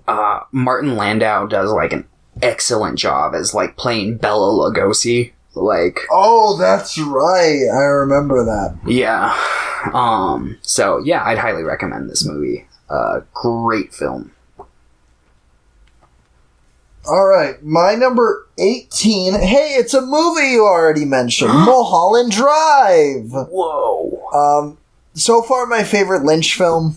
I have a feeling that it'll probably stay that way. There may be some things that I like more, but Mulholland Drive blew me away. I watched it 3 times in over 2 days because I liked it that much. And I wanted to experience it over and over again. And I want to experience it over and over again many times in my life. But yeah, you already mentioned most of the things I wanted to say. It's just really, really good. Yes. Alright. My number 18 is The Last Black Man in San Francisco. Great movie! From last year, wow. Yeah, and I've seen it 3 times now. I really enjoy this movie. I really enjoy the 2 main characters and the friendship that they have. I love the house and just the atmosphere this movie has. And yeah, it's just great. I highly recommend checking it out. If you haven't seen it, heard of it, it's on Amazon Prime, I'm pretty sure. Please, go watch it. It's great. Yeah, I would agree. We covered it on the podcast, too. Yes. So you can always just listen to our podcast. Of course. My number 17 is by Akira Kurosawa. It's my favorite one of his movies that I've seen. I'm talking about Ran. It is the greatest Shakespeare movie. I don't really like Shakespeare that much, but Akira Kurosawa successfully adapted, King Lear? Yeah. And made it exponentially better. And his ensemble blocking and staging in this movie is out of this world, and it's my favorite visually movie to look at of his, and I really like all the performances around it. And Tetsuya Nakadai as the main lord is so good. Yeah, I just really, really like that movie, and I want us to do a second Akira Kurosawa deep dive eventually. Oh, of because course. there's so many more movies I want to see from him. Yeah, no, that man directed. He's got 30 movies or something. Yeah, like that? 30, which isn't yeah, a huge amount, but I feel like all of them are worth talking about, or at least 20 of them or something like that. Him and Ingmar Bergman seem similar in that regard. Both have similar length bodies of work, and both are equally as impressive. And it's just oh damn. Yeah. Although I will say, I think Akira Kurosawa was more of a big scope filmmaker and did kind of. I don't want to say he did more impressive things, but it's a lot of Ingmar Bergman's things were a lot smaller scale, but yeah, not to discredit him. Yeah, but yeah. Anyway, my number 17 is Thunder Road from 2018, directed by Jim Cummings. And this is another movie I've seen 3 or 4 times, even though it just came out pretty recently. I really like this movie. It's I think I respect it so much because it's just super independent, and it's just really well made. I love films that have a nice balance of drama and comedy, and I think this film balances that line pretty well. And yeah, it just kind of follows a guy whose life is falling apart. He's a cop, and he's going through a divorce, and his mom just died recently, and he's trying to win custody of his daughter, and just everything in his life's kind of falling apart at once. But yeah, it's a great movie. Yeah, and it's pretty funny agree. despite how depressing I made it just sound. Yeah, no, it bends the genre pretty well and has a lot of comedic moments, and I'm glad that I gave it a second shot because I liked it exponentially more than I did the first time around. Yeah, I'm glad you enjoyed it more. And Jim Cummings saw my review. Yeah, no, he's super active on the reviews for that movie. He'll usually comment on most positive reviews, yeah. and he's super cool. I really like that about him.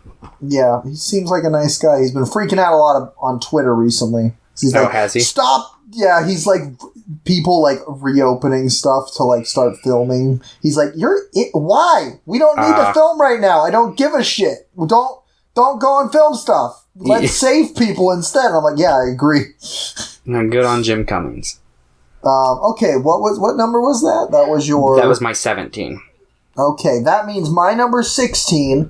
Whoa, it's another movie you've talked about. Phantom of the Paradise by Brian De Palma. Yeah, you showed me this movie, and it blew me away, and I've seen it multiple times now, and it's just my jam. There was a time where I watched it every day for a few days. I did the same thing but I need to rewatch it because I haven't seen it now in 3 years. I watched it right when you showed it to me. I watched it a ton, and now I just haven't seen it in a while. Yeah, I watched it towards the beginning of this year, but I ended up falling asleep halfway through it because I was just super tired when I was watching it. But yeah, I saw this movie, I was I have to show this movie to as many people as I possibly can. So I just sat down and watched it with a bunch of people. It's so good. Such an easy watch too. It's quick 90 minutes, and it's just really well made. My favorite Brian De Palma movie. But yeah, anyway. My number 16 is The Lighthouse from 2019. I really like this movie. It's very much kind of I'm sure this is a comparison that's made a lot, but it reminds me a lot of a modern day Shining, but it's a lot funnier. It's not serious in tone, just kind of in the common themes of people going to an isolated spot and kind of getting stuck there and having to deal with just Willem Dafoe, the build-up of insanity. Yes. And it's just such a funny movie. It's got Robert Pattinson and Willem Dafoe, and it's got this minimal cast. There's one other actor who plays a mermaid in it, and I think that's the only other person in the movie. I think you see like the backs of a couple guys. Do you consider seagulls to be people? No, but I'll give it an acting cred regardless. Okay. Let's name him. Let's dub him Greg. Greg the Seagull. I'm sure he probably has a name that he's credited as, but we'll call him Greg for the sake of this. Yeah, no, it's just a great movie. I love the like stylistic choice to film it like it's a movie from like the 40s. But yeah, no, just fantastic film. And yeah, I think I've said everything I can say about it without just like spoiling bits and pieces of the film. So just go check it out. And my number 15 is, well, you didn't... My number 15 is the Lord of the Rings trilogy, but if I had to pick one, my favorite is Return of the King. Yeah. I think in general, I just like endings more than beginnings. So I think that's why. I also just love the scope of the third movie so much. And the multiple endings, I fucking love personally. Because, like, you're on this journey for, like, 12 hours if you're watching the extended editions. So it's like, yeah, I do want, like, 20 minutes of endings. Yes, please. Give me 20 minutes of endings, please. Yeah. I like lengthy epilogues if they're done well, and I think it does it well. Yeah, and yeah, I love Return of the King. I love the finale. If anything, I think Fellowship of the Ring is my least favorite. But what, you want to fucking fight or something? I love them all. I love the movie. Yeah, but it's Lord of the Rings. What can you say? It's amazing. Yeah. I agree. All right. My number 15, depending on, like, what you count, it's either my second or third favorite David Lynch movie. And it's The Elephant Man. I really like this film. Out of all of David Lynch's works that I've seen, it's his most, like, grounded in reality. It's a historical fiction, following the life of Joseph Merrick, who is the Elephant Man. They call him John Merrick in the movie. I don't know. I guess there was, like, something for a long time where, like, I guess people just thought his name was John Merrick. But, yeah, I love the atmosphere of this film. It's shot in black and white, much like Eraserhead was, and it captures a lot of that same kind of just gritty atmosphere, but it doesn't lean into the surreal as much, but it has a couple moments where it does, and I feel like they really make statements about, like, how characters feel, and it really plays into the movie well. And the performances from Anthony Hopkins and John Hurt in this movie are phenomenal. Just absolutely, like, potential career bests for both of them, in my opinion. Like, I absolutely love it. Yeah, I still need to watch it. It's been on my radar for so long, and one of my good friends, Jojo, really loves the movie, so I need to watch it. I just, instead I like to watch bad movies. Like Charles Band movies. It's my curse. My number 14 movie is one of the few animated... I don't have a lot of animated movies on here. I think I have, like, 3. Yeah, I've got this is, like 1 or 2. Yeah, I have 3, looks like. Lilo and Stitch! This was a really important movie growing up, because, you know, I lived in Hawaii, and it still is now. I think its interpretation of the islands are really good, actually. It's really joyous. It celebrates a lot of fun family stuff, and I think it's probably my favorite, like, visually of the 2D Disney era. Like, I think it looks gorgeous. Yeah. Maybe it's because I really like water, and there's a lot of water in the movie. Yeah. But, yeah, it's my fucking jam. And I think Chris Sanders and Dean DeBloy or whatever, they're both fantastic as directors. And I'm glad to see them get, like, more work recently. Like Dean DeBloy did the How to Train Your Dragon series. And Chris Sanders also did the first in that, so excited to see what they do next. And Lilo and Stitch, just in general, is like one of my, it is my favorite Disney movie. I'm not sure if this is just like fake stuff going around online or if it was real. Did they announce a live action remake for it? They announced, they like said it was going to happen like a year ago or something. Like it will happen eventually. Oh boy. Which, you know, I don't care. Like, yeah. I don't care when people like remake something. I just don't care.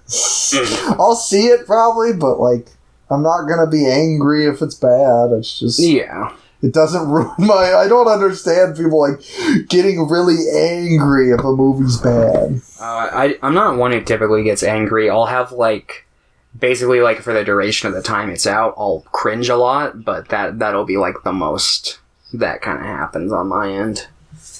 I feel it. But yeah, my next one, you already talked about it, so I'm not going to talk about it very much, but it's 12 Years a Slave by Steve McQueen.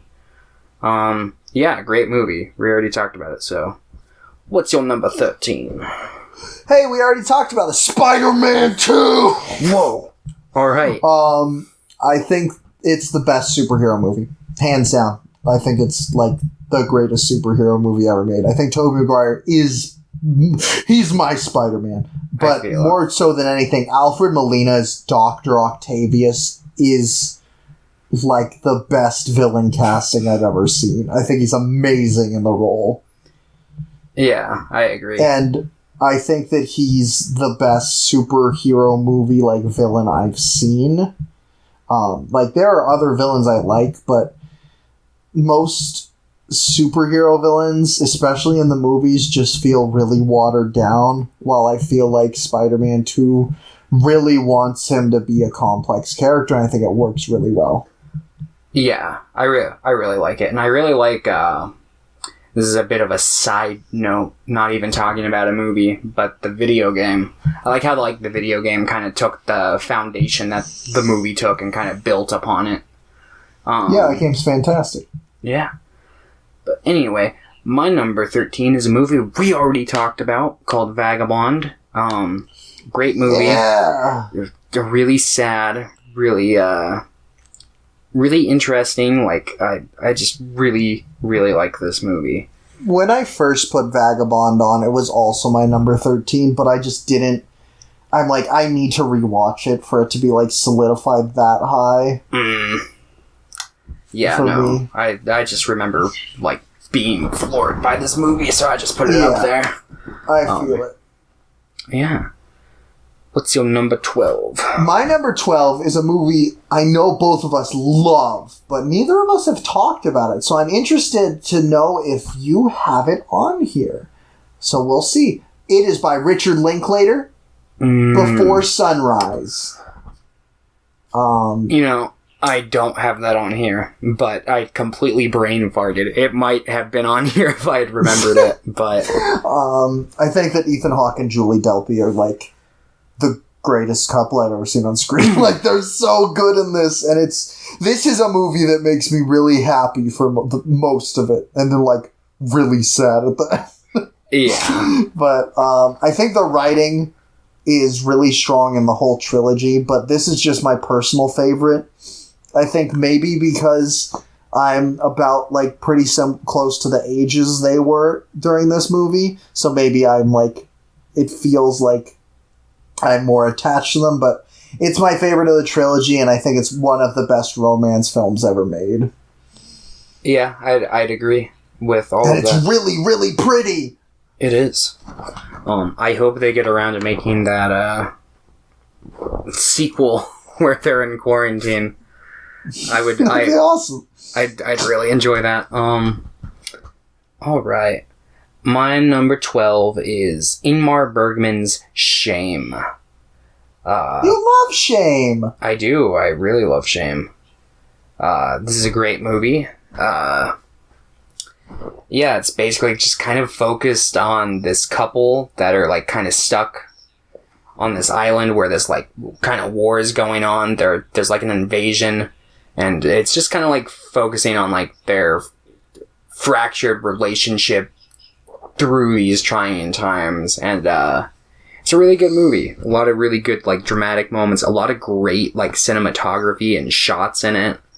And yeah, just seeing like the paths these characters kind of travel down throughout the film is like really haunting. Like, it's really sad. It's just like, oh no. But great movie. I love it. Yeah, I'm a really big fan of Shame. I didn't like it quite as much as you, but all those Bergman films we watched, I loved. Yeah. Besides Seven Seal, but I still really liked Seven Seal. And yeah, I'm excited to eventually rewatch Shame. That's one of the shorter ones too. So it's and it's really dense in its like storytelling, which is nice because it tells a nice, pretty in-depth story in a short amount of time. Yeah. So my number 11, this is wild because this is a concert film. Oh. And I've talked about this on the podcast before. It stopped making sense, the Talking Heads movie. Yeah. I think that it's just, this movie makes me so happy. And I love the music, like the whole set in it. And there's so much good camera work that like really elevates it from more than just a concert film to something more like transformative than that like I had to put it on this list. And it's so good. Like, it's honestly one of the best films I've ever seen. You should watch it. I intend to at some point. The guy who shot Blade Runner. I know. The original. Of course you know. You're talking about like the original Blade Runner, right? Yeah, Jordan Cronenweth. Yeah. Also, it's by the director of fucking Silence of the Lambs. Ah, okay. Weird. But speaking of Blade Runner, my number 11 is Blade Runner 2049, directed by Denis Villeneuve. Is that how you pronounce his name? Denis Villeneuve, I believe. I always slaughter his name. But yeah, no, this film, like, I'm a pretty big fan of the original Blade Runner, but like, I fucking love 2049. I think it's like a superior film in like nearly almost every way. That's just my personal opinion, of course, but yeah, I really like K/Joe as a character. I like the kind of decisions he has to make. I like this film's just got like so many interesting like sequences and visuals in it. And yeah, I don't want to like say too much about it because it's another one of those films that's just like go with the flow, just kind of go into it and see what you can get out of it. If you haven't seen the original Blade Runner, I would say it's not necessary, although I do feel like it benefits your watch of this one. But yeah, I'd recommend checking it out. Me too. Okay, here we go. Top 10. Boom, boom, boom. Number 10. Alejandro Jodorowsky's The Holy Mountain from 1973. Yeah, this movie's genius. I really like Jodorowsky's directions in like the 3 movies we've seen.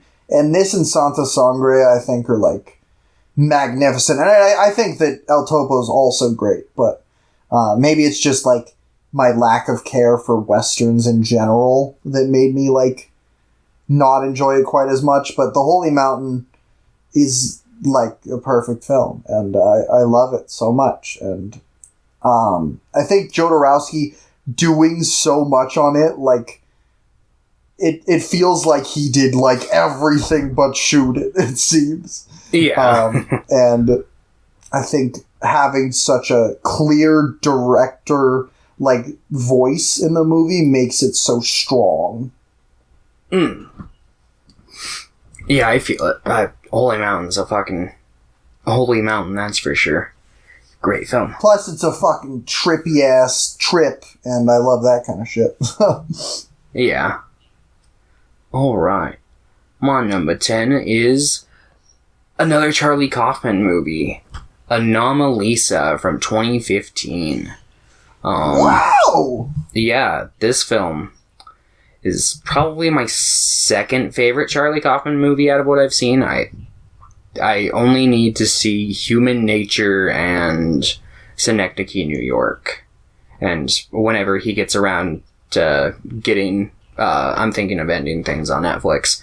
But, yeah, this movie is stop motion, and it's probably the most impressive stop motion I have ever seen. Like, the attention to detail in this movie is, like, absurd. And it's great. It's got, like, 3 cast members in it. It's got, like, the main 2 characters, and then every other character is voiced by one actor, and it's great. It was originally, like, kind of like radio drama kind of thing that he had written, and then, the co-director, let me look up his name, because I'm blanking on it. Anomaly. His name is Duke Johnson. Duke Johnson basically like approached him and was like, hey, you know, let's make this into like a movie and make it like stop motion. So yeah, it's just absolutely amazing. I highly recommend it to anyone who's a fan of stop motion or character dramas. He really plays around with like the kind of narrative reality in this one. And yeah, it's great. I love it. I haven't seen it, but I probably should. But instead, let's talk about number 9 by Charles Band. Just kidding. Oh. Number 9 is actually another film by Richard Linklater, School of Rock. School of Rock was my favorite film growing up, and it's still obviously one of my favorites. I just love music. And I think the movie's really funny. Jack Black is a gem. He's hilarious in, like, all his roles. Except when he's randomly really serious and suddenly he's like, what the fuck? He's really good in this role, too. But School of Rock is my favorite role of his, and I love it. It's really fun. And it goes by really fast. It's like 2 hours, but it feels like it's like an hour and 20. Which is pretty epic. Yeah, no, I really like School of Rock. It's a good classic movie from my childhood. My number 9, you already talked about. It is Suspiria from 2018. Oh, yeah. Yeah, just this movie is a fucking, like, modern day horror masterpiece. I love it. And I hope that I don't really necessarily care if he, like, remakes, like, Inferno or Mother of Tears directly, but I hope he continues on with, like, this 3 Mothers trilogy. That would be cool. I'd love, even if he, like, went his own route with it, I'd just love to see, like, more. But, yeah. That's all I have to say about that. Okay, my number 8 is the last animated film on my list. It's a Studio Ghibli film. This is another one that was really, really important to me as a kid, and I think it holds up extremely well, and it's like the most gorgeous animated film I've ever fucking seen. It's Hayao Miyazaki's Princess Mononoke. Yeah, it's... The action in it's fucking brutal and really, really well done. I love the English voice acting. I've watched it in Japanese, but I think it's just because I grew up watching the dub, so I prefer the dub, but both the English and the Japanese voice actors are fantastic. And like I said, it's just so pretty. And the music in it blows my mind every time. Yeah. But yeah, it's a masterpiece. It's a masterpiece. It's a masterpiece. Yeah, no, it's a great fucking movie. I fuck with it. Alright. My number 8 is a film that came out last year, directed by Noah Baumbach. Whoa. Whoa! And it is... That's really high up. Whoa! Yeah, no, I really like this movie. It's Marriage Story, starring Scarlett Johansson and Adam Driver. And holy shit, this movie is fucking great. It's another one of those movies that does a really good job at, like, blending emotion, like, emotional drama with, like, comedy very well. And yeah, it basically just kind of follows this, couple going through a nasty divorce. And, yeah, it's just great. I highly recommend it. It's fantastic. Plus, Adam Driver sings at the end of it. It's phenomenal. And his performance of being alive is so good. It is. It really is. Yeah, you have a lot of stuff from last year on your list. That's surprising. Yeah, no, last year was a really good year. 2019 was a good year, yeah. Okay, my number 7 is another movie from Paul Thomas Anderson. And it's really high up. We're talking about Magnolia. Oh. Yeah, this movie's like just insane. You can watch our podcast about it if you really want to know all my thoughts on it. But yes, the multiple linking storylines is so like well strung together, and like everyone in it is amazing, especially Philip Seymour Hoffman as Phil, and like fucking Tom Cruise as Frank, as fucking TJ Maxx. Oh my god. Yeah, he does a good job in this movie. Everyone in it is so good. And John Bryan, his composition, even though I love Johnny Greenwood's composition for fucking There Will Be Blood, John Bryan's composition for Magnolia, like, is so strong. I love the music in all of Paul Thomas Anderson's movies, but Magnolia has the best soundtrack, in my opinion. And the pacing of the movie is so good. Like, for being over 3 hours, it doesn't feel like it to me at all. Like, it just flies by. It does. Yeah, no. Fucking Magnolia's masterpiece. Anyway, my number 7 is from director Ingmar Bergman, once again. And it is, Scenes from a Marriage. This is technically cheating a bit because it's a mini-series, but whatever. I don't care. Mini-series are just long movies. Exactly. I stand by that. Yeah, so it's exactly what it sounds like. It's just scenes from a marriage. There's this couple, and, the film begins with basically them being kind of, like, interviewed about their, like, marriage, and the film, like, kind of, like, just follows it afterwards and where it goes. And I don't want to say anything. It's one of those movies that you should just sit down and watch all of it. All 5 hours. Watch the full version, not the theatrical cut. Which I'm sure the theatrical cut's still good, but... Yeah, I'm sure it's fine, but... I think I just like long things more, that I'm always worried when they cut things. I'm like, no, it's gonna be bad! Yeah, well, it's such, like, a just character-focused through, like, dialogue kind of movie that I feel like it would lose a lot through the theatrical cut. I haven't seen it, admittedly, so I guess I can't say for certain, but... Yeah, no. I think... Go ahead. What were you gonna say? It's like... the difference between 5 and 3 hours, it's like you might as well just dedicate the extra 2 hours to it. I agree. That's a long time. Like, 2 hours, like, I feel like you take out a lot of important stuff. Anyway, I feel like you're going to be really surprised at my number 6. Because it's not higher. It's The Last Jedi. It moved down 5 spots. I still love The Last Jedi. I love Star Wars. It's like my favorite thing ever. I have 2 Star Wars tattoos, but I just, as I get more and more into movies, I'm just like, oh, I love this movie more. But The Last Jedi will always be an important movie to me. Star Wars in general is incredibly important to me, and I love them all. But I feel like the top 5 needed these 5 movies. Huh.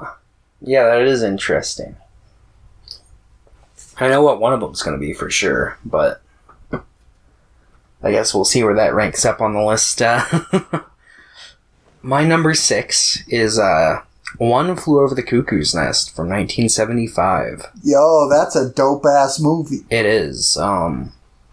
Jack Nicholson plays a character who is basically trying to get out of jail time by pretending to be insane. So he decides it'd be easier to spend a few months in a mental ward than it would be to actually go to prison. And it is here where he learns that, like, if he doesn't kind of be on his best behavior, he'll be in there indefinitely. So it's just kind of like... Yeah, it's just a great movie. It follows, like... It's got a bunch of great characters. Nurse Ratched, iconic. Billy, played by... oh, man, I am blanking on his name, even though I love him. Brad Dourif. Yeah. Danny DeVito, Christopher Lloyd is in this movie. Then, like, the Chief, I don't know the actor who plays the Chief, but he's great in this movie. And yeah, no, it's just a fantastic story. I love it. And it's a gut wrencher. Get ready for it. That's all I'm gonna say. Yeah, that one's really good. I need to get back on my fucking ranking the best picture winners because I just stopped doing that. Anyway, here's number 5. It's a Serbian film. Ah, there it is. There it is. There it is. This may be when people think that I'm crazy, but I think it's a really good movie.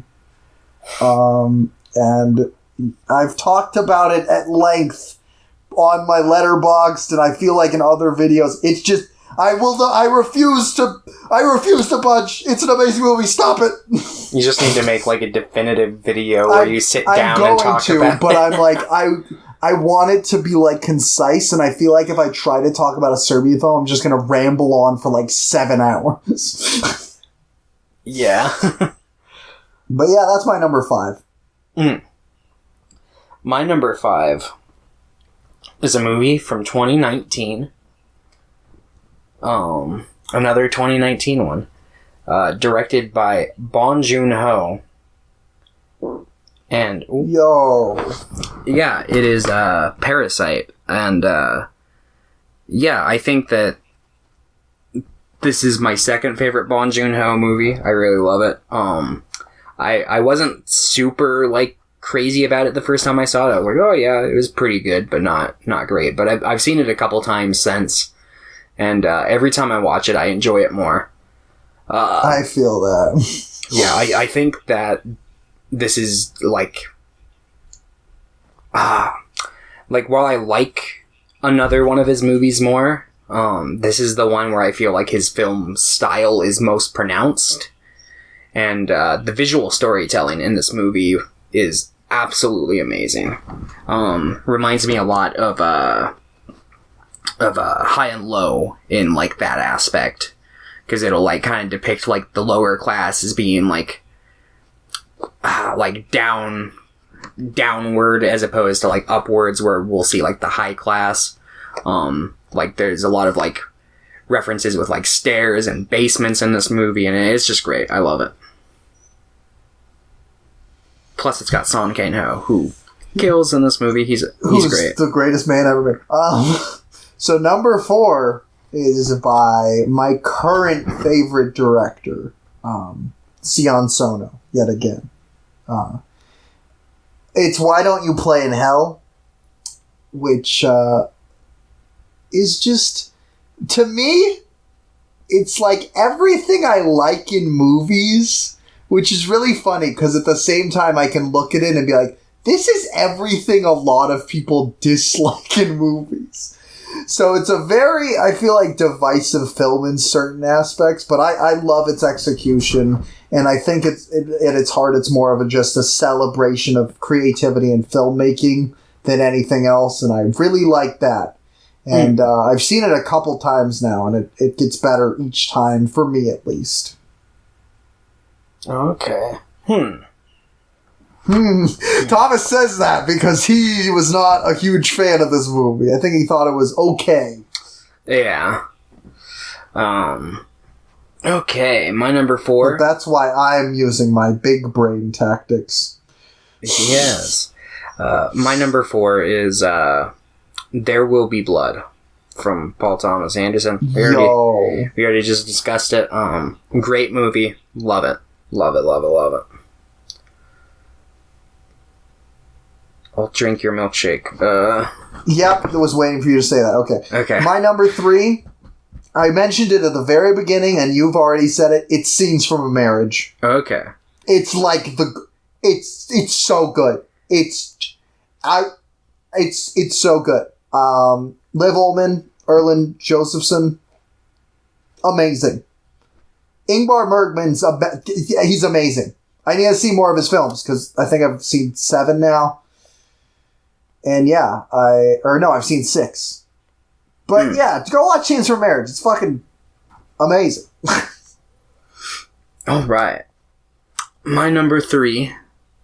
Neither of us have brought this one up yet, so I'm assuming it's either not on your list or it's very high up on your list. But we just literally did one on this. It is Memories of Murder from director Bong Joon-ho. Yeah, this movie is just fucking phenomenal. I don't even know where to begin talking about this movie. Yeah, it's just... I love it. It's got a lot of, like, funny moments. It's got a lot of, like, dark source material that it's, like, working off of. And, like, the build-up to that, like, climactic scene is just absolutely, like, perfect. And how it all, like, kind of pays off in that final scene is just like, whoa, I love it. I love it, and I hope that they make, like, a follow-up someday. They probably won't. But I wouldn't be mad if they, like, focused on, like, the... Because, spoiler alert, they caught the serial killer that the film is based on last year, but the film came out in, like, 2003, so I wouldn't be mad if they decided to, like, make a movie that takes place in between. I don't know if there's much material to work with there, but... I mean, he got arrested in, like, 3 years, or... I mean, probably not. They probably couldn't do... Well, Bong Joon-ho can do anything, actually. Yeah. It'd be hard to do. He should just make a movie that's focused on Song Kang-ho obsessively trying to capture the killer. No, excessively trying to sell those juicers or whatever. Yeah, there we go. I was thinking a bit more meta about it, but there we go. We'll just have a direct sequel. As long as it's got Song Kang-ho in it, wouldn't be mad. I will watch anything. My number 2 is from 1957. It's by Sidney Lumet. It is 12 Angry Men. I've seen this movie many times now. It gets better each time I watch. Henry Fonda in it as juror number 8 really ties everything together, but I like how I love the structure of this film. I love the small scale of it, how it's just a single room for almost its entirety. And I love the script by Reginald Rose. I've seen this, and I've seen the original teleplay, which was also strong. And it's just something that really blew my mind. Yeah, 12 Angry Men is just one of the greatest films in the world to me. I really enjoyed it. I thought it was pretty good. Alright, my number 2 is a movie we already talked about. Magnolia by Paul Thomas Anderson. Yeah, I was hoping it was on here. Yeah, great movie. Love it. Yeah, between what you just said like a few minutes ago and the whole one we just did on it not too long ago. Yeah, just great movie. I love it. I love Philip Seymour Hoffman in this movie. I love John C. Reilly in this movie. I love the entire cast. Hell yeah. I agree. Great movie. Okay, my number one. Yeah.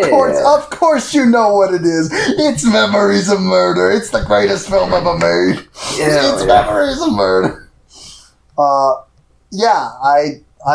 I'm blown away by it every time. It shocks me to my core, and Song Kang-ho and fucking Kim Se-kyung are both, like, revolutionary.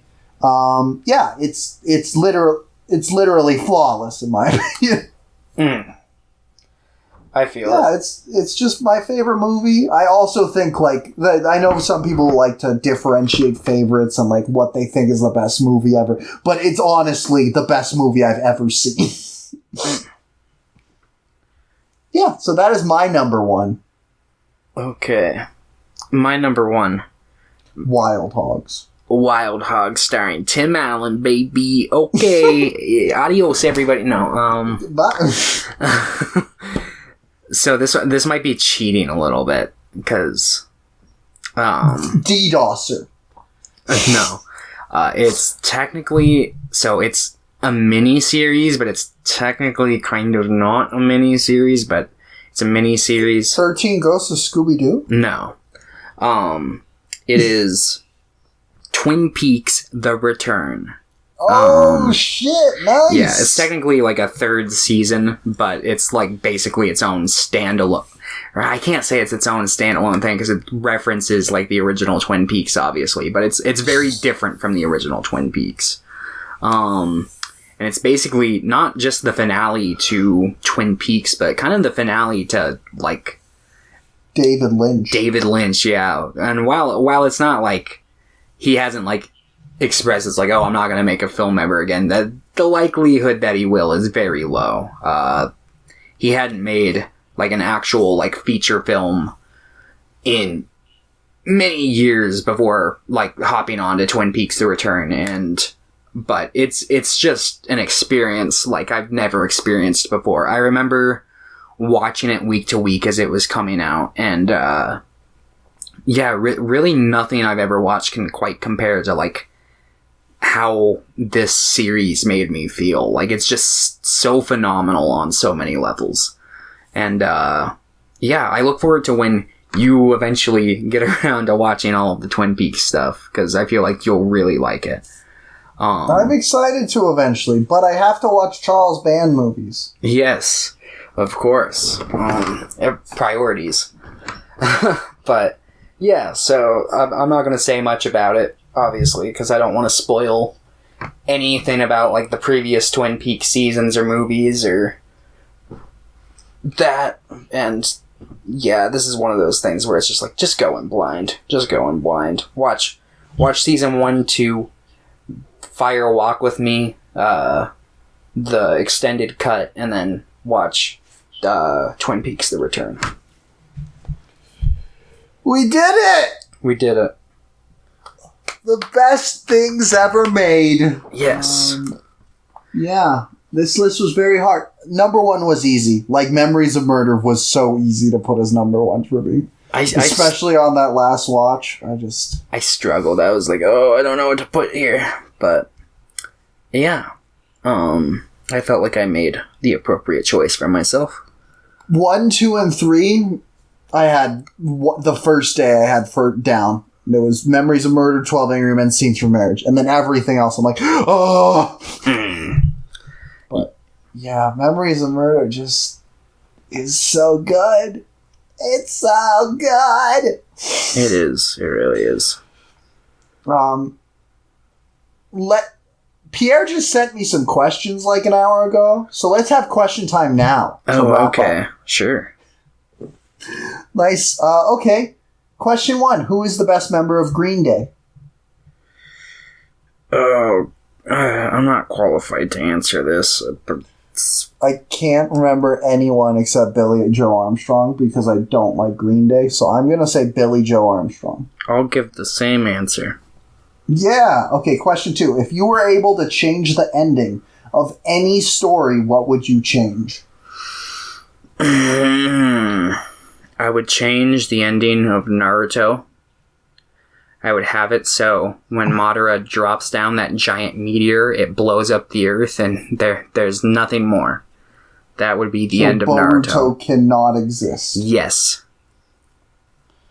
I would like to change the ending of Twin Peaks The Return so it makes it bad. So Thomas now likes something that's bad. I mean, I feel... It's a David Lynch film, so if you're expecting a straightforward ending in the first place, you're asking for a hurtin'. That's all I'm gonna say. And then question 3, do you think Pierre is currently messaging me. Question 3, do you think J.J. Abrams' mystery box storytelling is good storytelling? Is it okay to set up questions with no answer? No, I fucking hate that about him. I personally don't mind setting up questions with no answers, but J.J. Abrams, the things that have no answers feels like he's setting up things and then he forgets it himself. Like, it's not like he's setting up things to just, make the audience be involved and have a dialogue. It's like, oh, I'll do this, and then he just forgets about it. Yeah, and I think that's a pretty key difference. Yeah, like, there are some people who can pull it off as long as they, like, bring a certain level of, like, consistency and can, like, recall what they wrote earlier. But, like, yeah, no, it's just usually a bad game plan if you just kind of go into it and go, I'll figure it out as I go. It's like, maybe you should give it a bit of forethought, but that's just my personal opinion. Man, I'm halfway through the 3rd season of Lost, and it's Lost, yeah? It's really... I mean, I like Lost, but I think the pacing of the show is god-awful. Like, it has interesting bits, but it's so, like, episodic in some of the things it wants to do that trying to binge it or trying to watch it as, like, a long-form drama, it just doesn't work properly. So, like, the people I'm watching it with want to watch, like, 3 a day. And I would rather watch, like, a 7-hour-long movie than watch 3 episodes of Lost. Because it drags so badly at points. And there's so many characters, especially most of the women in Lost, that are so poorly written, which is so sad because on the flip side, there are some really, really great characters in Lost. And then it's just like 98% of the women are just abysmally written. Oh, damn. Which is sad. It's Yeah. like Lost is like half of a fantastic show and half of a pretty not good show. Yeah, I couldn't say. I haven't ever watched any of Lost. I've almost thought about, like, hopping in just at a random point with you guys. You should honestly just watch the first season. I think the first season is the best season. And I think the first season has a pretty good ending, too. Yeah, I'm just scared I'd watch the first season and then decide, it's like, oh, shit, I gotta watch the rest of it now. I mean, I haven't hated any of the seasons so far, but, like, which is that, even though I think the first season is best, there are characters that are introduced later on in the series that I think are, like, better than most of the characters in Lost, so it's like, god damn it. Okay. Yeah, so we've made it past episode 50. We're going to probably be changing up some of the formats. We probably won't be just doing a contemporary film and a classic film. We're going to try to make things a little more cohesive in the themings of each episode. We're still going to be doing director deep dives, which includes next week. We're doing our first one for, episode 51. But after that, we'll probably talk about it more, and next week we'll have something new, something exciting. Yeah. But next week we are going to be talking about Mr. Spike Lee. And Spike Lee joins. Hell yeah. And the specific movies that we're doing 5. We're doing Do the Right Thing, Malcolm X, Da 5 Bloods, which just came out like 2 weeks ago or a week and a half ago. Mm-hmm. He Got Game, and Bamboozled. So yeah, we're going to be talking about those, and then after that we're going to be doing something crazy, like maybe covering the DDoSer in I've got a 3-hour dissection. But I'll share it with you once we click off here. But okay, well that's it though. That's it for the episode. Thank you guys for watching. Thanks for being subscribed. If you're not subscribed, subscribe. Like the video. Like the fucking all that jazz. Yeah. All right. Okay. Bye everybody. Adios.